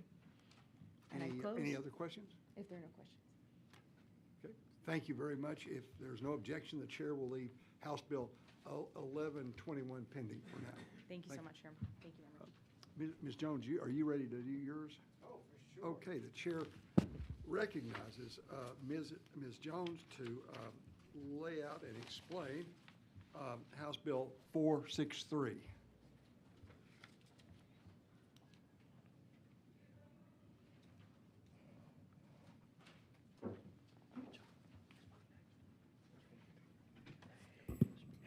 Thank you, Mr. Chair and members, for allowing me the opportunity to lay out House Bill 463, which I call the No Drugs Found equals expungement bill. A committee substitute is coming, and I'll get it to you before we vote. Last session, this bill made it out of the House and was placed on the intent calendar in the Senate, but unfortunately, we ran out of time. The purpose of the bill is to ensure automatic expunction of all arrest and conviction records for people charged with controlled substance offenses when lab results show that there's no controlled substance present. Let me be clear, this is actually an actual innocence bill. People who are wrongfully arrested, convicted, or whose charges are dismissed deserve to have their records cleared automatically and without cost. This is about fairness, justice, and basic human dignity. These are actually innocent people, no drugs, no crime. They should not carry a permanent record for something they didn't do. As a criminal defense attorney, I've had clients plead guilty to drug charges they didn't commit just to go home. With court backlogs, trial wasn't a real option. Months or even years later, I've literally received letters from prosecutors saying, oh, by the way, the lab results came back and they were negative. No drugs were there. By then, I couldn't even reach my clients. The authorities didn't clear their records. They were just given notification that there were no drugs. Even dismissed cases are treated like technicalities. People are denied expunctions because the state won't admit that they were innocent. That's not justice. My clients often tell me, I should have fought that first case. That one case, often a misdemeanor, gets them stopped more, questioned more, judged more. One conviction becomes a scarlet letter, and that letter might as well be a C for convict. Let me skip all that stuff. This bill affects poor Texans,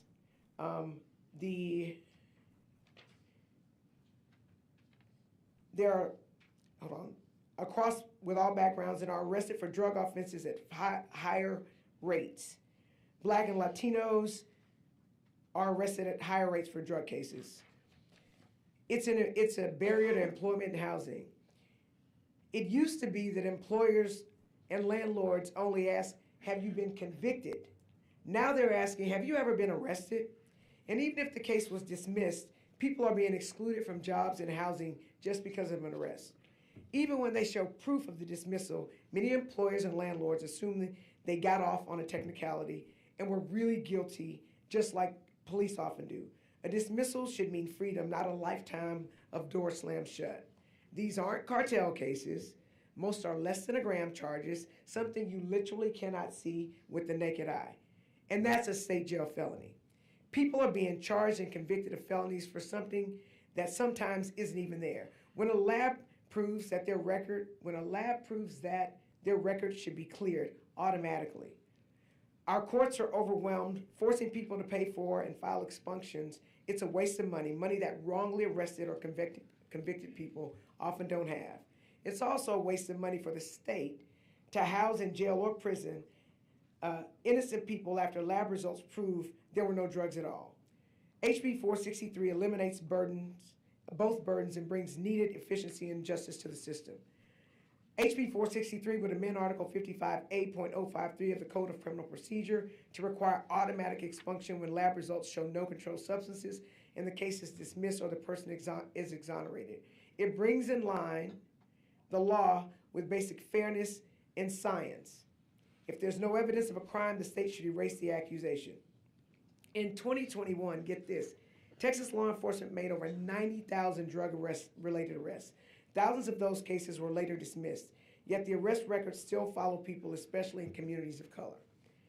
HB 463 has no direct cost to the state. In fact, it will save money by reducing the need for fee-based expunctions, cutting court backlogs, and eliminating jail costs for people whose labs come back clean. Expunctions today cost thousands of dollars, money most working Texans don't have. This bill removes that financial barrier. Some people are still serving time in TDCJ for drug convictions where no drugs were found. This bill stops the state from spending taxpayer dollars incarcerating innocent people. This bill does not require new spending. It results in real savings for the state and counties while delivering justice. I'm happy to take questions. I believe there's at least one witness, and I reserve the right to close. Okay, any questions for Ms. Jones? Yes, Mr. Money. All right. So in the scenario that you discussed where the person has already been convicted, they've pled guilty, would this help that person? Are they going to be, this talks about a case being dismissed, but is it going to? No, it's going to help that person. So, because there are people that will plead guilty just to get home. They didn't have any drugs, but they just couldn't wait. So if you are convicted and a lab comes back, I literally have received a letter saying, oh, by the way, there were no drugs in the sample, and my client was already convicted. I didn't know where my client was. I couldn't find my client. It's years old, and they are stuck with a conviction for a controlled substance when literally there was not none. So it exonerates those people as well. It expunges it, even if there's a conviction on the books, because in order to get that conviction at trial, like I said, I don't. Or in a plea. I don't practice, or in a plea, I don't practice criminal law, but I've watched people practice criminal law, and the at least in our county, the defendant has to say, I'm pleading guilty because I am guilty and for no other reason. And so they've pled guilty, even though they may not be guilty because they need to get back to work or whatever the case may be. And then the lab result comes back 6 months, 8 months, a year later. 2 years. 2 years, 3 years later, and says, hey, this was a dime bag of oregano, like the Few Good Men. So that this would actually expunge that from the record. What if it's are there cases where they see trace amounts of something in the person's, pipe or whatever, and then they go and test it, and it? I mean, I'm not as familiar with the testing, but are we? Generally, this is a DPS lab. So, like, say you send something to the Harris County Forensic Center, which is our local forensic center, and it'll say no drugs. Of course, the police, the prosecutor's like, oh, we don't believe that. We're going to send it to DPS. So they'll send it off to DPS, and it'll come back from DPS saying no drugs. And DPS has more extensive testing sometimes if you ask for it. And there's no drugs. So this is a case literally where you're actually innocent of possessing a controlled substance because there is no controlled substance. So this isn't dismissals in the interest of justice. Whatever that means. This isn't dismissals for anything other than we sent the lab off. The lab said that there is no controlled substance. But this is not just pending charges. This is even post-conviction, because that conviction is a plea. But even post-conviction, this would still apply. Absolutely. I mean, you pled for whatever reason. I have had cases where I want to fight a case, and my client, literally like Ms. Jones, when his trial set. Well, it's 8 months away. Ms. Jones, I can't stay locked up for 8 months, so I'm just going to plea. And in order for a plea to be accepted, you've got to say I did it.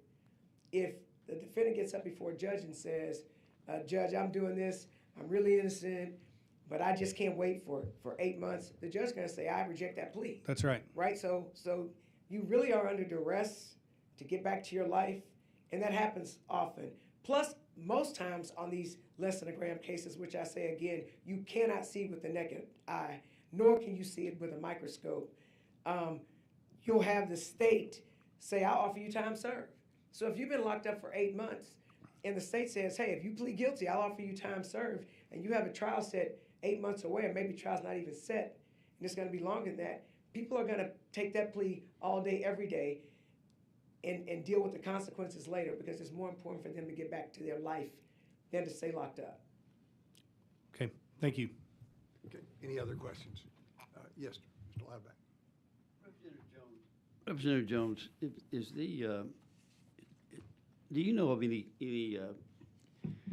cases or within the DA system and prosecution where this is already available? I mean, this is already available. Yeah, the expunction is already available. No, I don't, and I wish Representative Curry was here, because he actually wanted to speak on this, but I think he had to do something else, because he's had this happen to his Is there a brother. resource witness you have? Well, Representative Curry was going to speak, and the usual, the usual suspects who would be against it, like Ray Hunt, they're not against it because this is actual innocence, and I know that people don't want to appear to be soft on crime because somebody got arrested for a drug case, but this is literally only actually innocent people. And I would encourage you to speak with Representative Curry. I wish, like I say, he said he was going to try to be here. He can't. We spoke this morning because this actually happened to his brother, which is why he's one of the joint authors of this bill. He understands that it happens. It shouldn't happen, but it does happen. This is an imperfect system, and apart from that, if you got arrested and there were actually no drugs, why should you have to try to come up with money to try to get an expunction when you didn't do anything? And generally speaking, if you have money, you can afford independent testing and maybe have a better chance to do that. But when you're poor, especially in indigent defendant cases, it's just very difficult. You have some judges, if I file an ex parte motion for testing, so I go to the judge and I say, hey, judge, I'd like to be able to go test what they say is drugs. Some judges won't even give me that testing. I'm a court-appointed lawyer, so my client already has been determined to be indigent, can't afford a lawyer, and they have no way to have their own independent testing. So it's a travesty. The first time I got a letter, I thought there must be some mistake, but I've continued to get them. But meanwhile, back at the ranch, my clients are locked up. Can you inquire as to whether or not this process is already free and legal to do already? Make sure that that's not in place already. I can tell you it is not in place. You have to pay for expunctions. Not only do you have to pay a lawyer to do the expunctions, I do expunctions, I'm not telling you how much I charge, but you probably wouldn't want to pay it. But you also have to pay law enforcement agencies or whoever to clean their records. And We just got that in an order. say that again? We just got that in an order. Right, but you've got to go to a court to get that, and you've got to pay for it. It's not automatic. Yeah. Now, if you have a not guilty, then it is done. But these are people who pled for whatever reason, and the lab test from DPS came back and said there literally are no drugs. This is clearing the records of people who are actually innocent. And what's Ray Hunt with HPOU, Houston Police Officers Union? Yes. Is he? What is his position on the bill? Well, he's not against it. In fact, he was here before. We didn't know when I was going, so he's not against it. Is he neutral? He said that so before he thought that the expungements were for any dismissal, and I'm like, no, these expungements are only for no controlled substances tests, and he says I removed my being against. I believe there's a witness here. I'm almost certain. There is, and Mr. Hunt did sign an affirmation that he was on the bill, which not okay. So for or initially against. he was against it because he thought that it was a blanket. If it's dismissed, it's expunged. And I'm like, no, this is only where the lab says there are no controlled substances, so he's neutral. Thank you. Thank you. So- And I reserve my right to close. You got it. So the chair will call David Hart.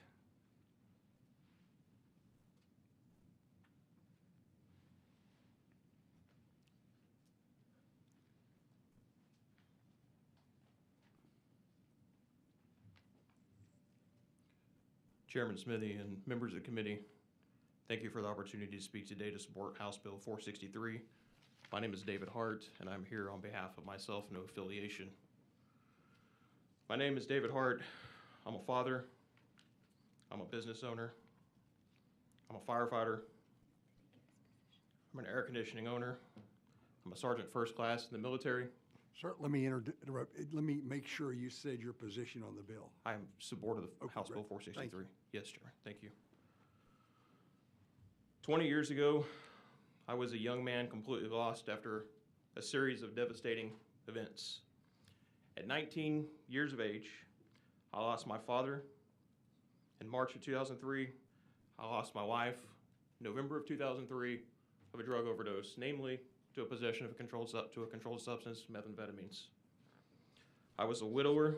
I was raising 2 babies on my own, and I didn't handle it well. I did fall into an addiction. I made poor choices and ended up with possession conviction that's followed me ever since. I've owned it every step of the way. I've got clean, I've got help. I've never looked back. I spent the last 2 decades rebuilding, not just for myself, but for my family, my community, and for everyone needing to show up. Community support, funerals of children that I don't even know, businesses giving back, hiring people that need second chances, all because I know what that feels like. The scarlet letter that I've wore on my back for 20 years.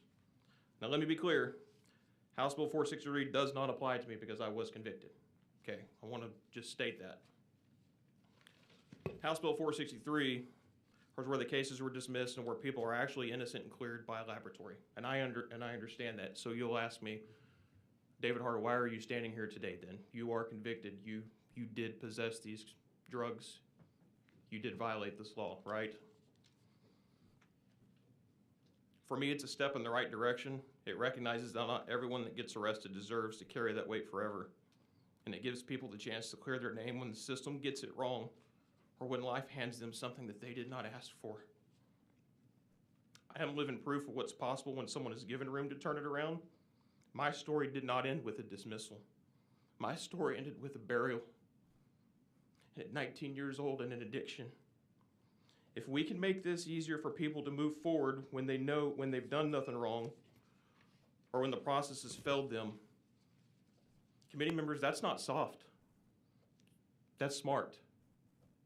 Everyone deserves a chance to move forward, and this bill opens that door just a little bit wider. I'll say real quick, I've got a guy that I serve with right now who was charged with the possession of a controlled substance. He had Adderall in a 7-day pill container. He had a prescription for it. He was arrested. He was charged with possession of a controlled substance. I serve with this guy. He's been a member of the military for 25 years. He is not entitled to an expunction because it is a controlled substance, although he had a prescription and it was dismissed. He was charged and he has to disclose that from here on out. My understanding with 463, when these charges are dismissed or if they're found innocent, this gives them that entitlement to that expunction underneath the statute. I appreciate your time this morning getting to speak to you. And thank you for being here. Any questions, members? Thank you very much, Mr. Hart, for being here. Thank you. Is there anyone else who wishes to testify for, against, or on House Bill 463? If not, Ms. Jones, we'll recognize you to close. Yes, Mr. Chair. Unfortunately, Rep. Curry is on the House floor, where we'll be going shortly.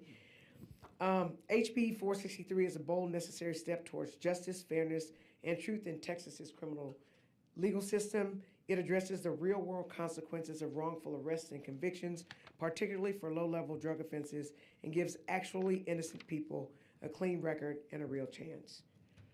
Mr. Chair, members, I respectfully request your favorable consideration of HB 463, and a committee substitute will be given to you before we vote. Thank you.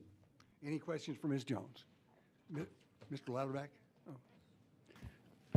Representative Jones, would you check Code of Criminal Procedure 55A at some point in time here in the future and get with me, get with the committee before, check it out. Look at that. I believe it waives court costs, 30 days, several things in 55A. Thank you. So I haven't looked at it, but I can tell you in real world practice, prosecutors' offices do not like to sign off on expunctions. It's very rare. They want a trial with a not guilty. Judges too.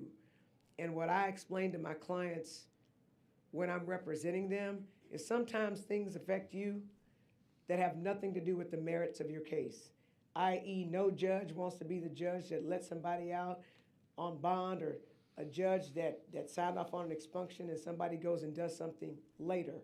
And again, I absolutely don't believe that that's the case for these, but most people in the criminal justice system, from the prosecutors to the police, want to leave convictions alone. They just do. But I will look at it, and if you want for me to come to your office and speak with you about it, I will. But I would just say for this, Ray Hunt and I have gone to battle. I used to be on city council. We were over HPD, and he was over HPOU, the Houston Police Officers Union. So if Ray Hunt is neutral on this, it speaks volumes. Thank you, Mr. Chair. Anything else, members? Okay, thank you, Mr. Appreciate it. So if there's nothing else on, no objection, the chair will leave House Bill 463 pending. Mr. Ginn, we've only got about less than 10 minutes. I'm sorry you've been waiting, but can we put you on first when we come back? Okay, so we're running against the clock, so at this time, the chair would move that the committee stand in recess until final adjournment or recess of the House or during bill referral if permission is granted. Is there any objection? Hearing none, the committee stands in recess.